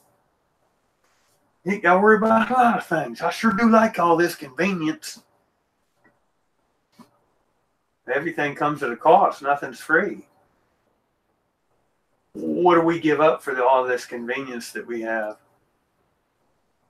What part of ourselves are we sacrificing in the name of having things a little bit easier?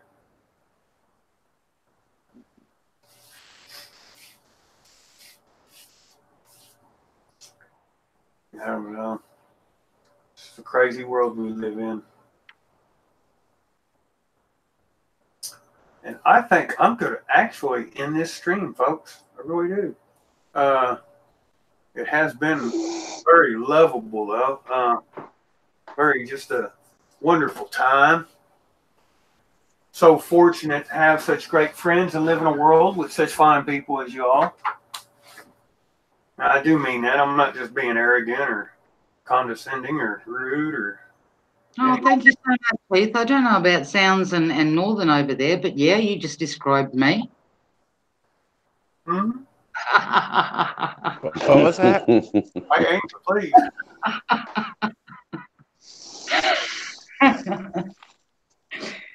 No, I just said everything that you just said, then you described me. I don't know about Sounds and Northern, but yeah, that's me to perfection. Yeah, you got that right. It's the wee hours of the morning. I'll have to go put food out for my chickens in about 30 minutes. So. No dramas, mate. You go when you got to go. Do what you got to do. Everybody's, it's been an excellent chat. Northern, thank you for coming on. Donna, it's been a pleasure. You're welcome. Sound Minds, always excellent conversation, brother. Everybody that has been in chat, Defend, Sound Minds, Northern Trail Dog, go out to the church, chat, Earth Observer. We thank the soul survivors. Yeah. Anthro was in chat earlier. Paw Dabs, I remember was in chat. Froggy Master 77, Ginger Snaps, and everybody else that might see this later. Much love. Thank you for coming. And until next time, folks, everyone, try to be productive. Try to love one another. Try to have a great day. On that note, folks, we are... Love you too, mate. Catch you later, Heath. Later, everyone. Stay safe. Yeah.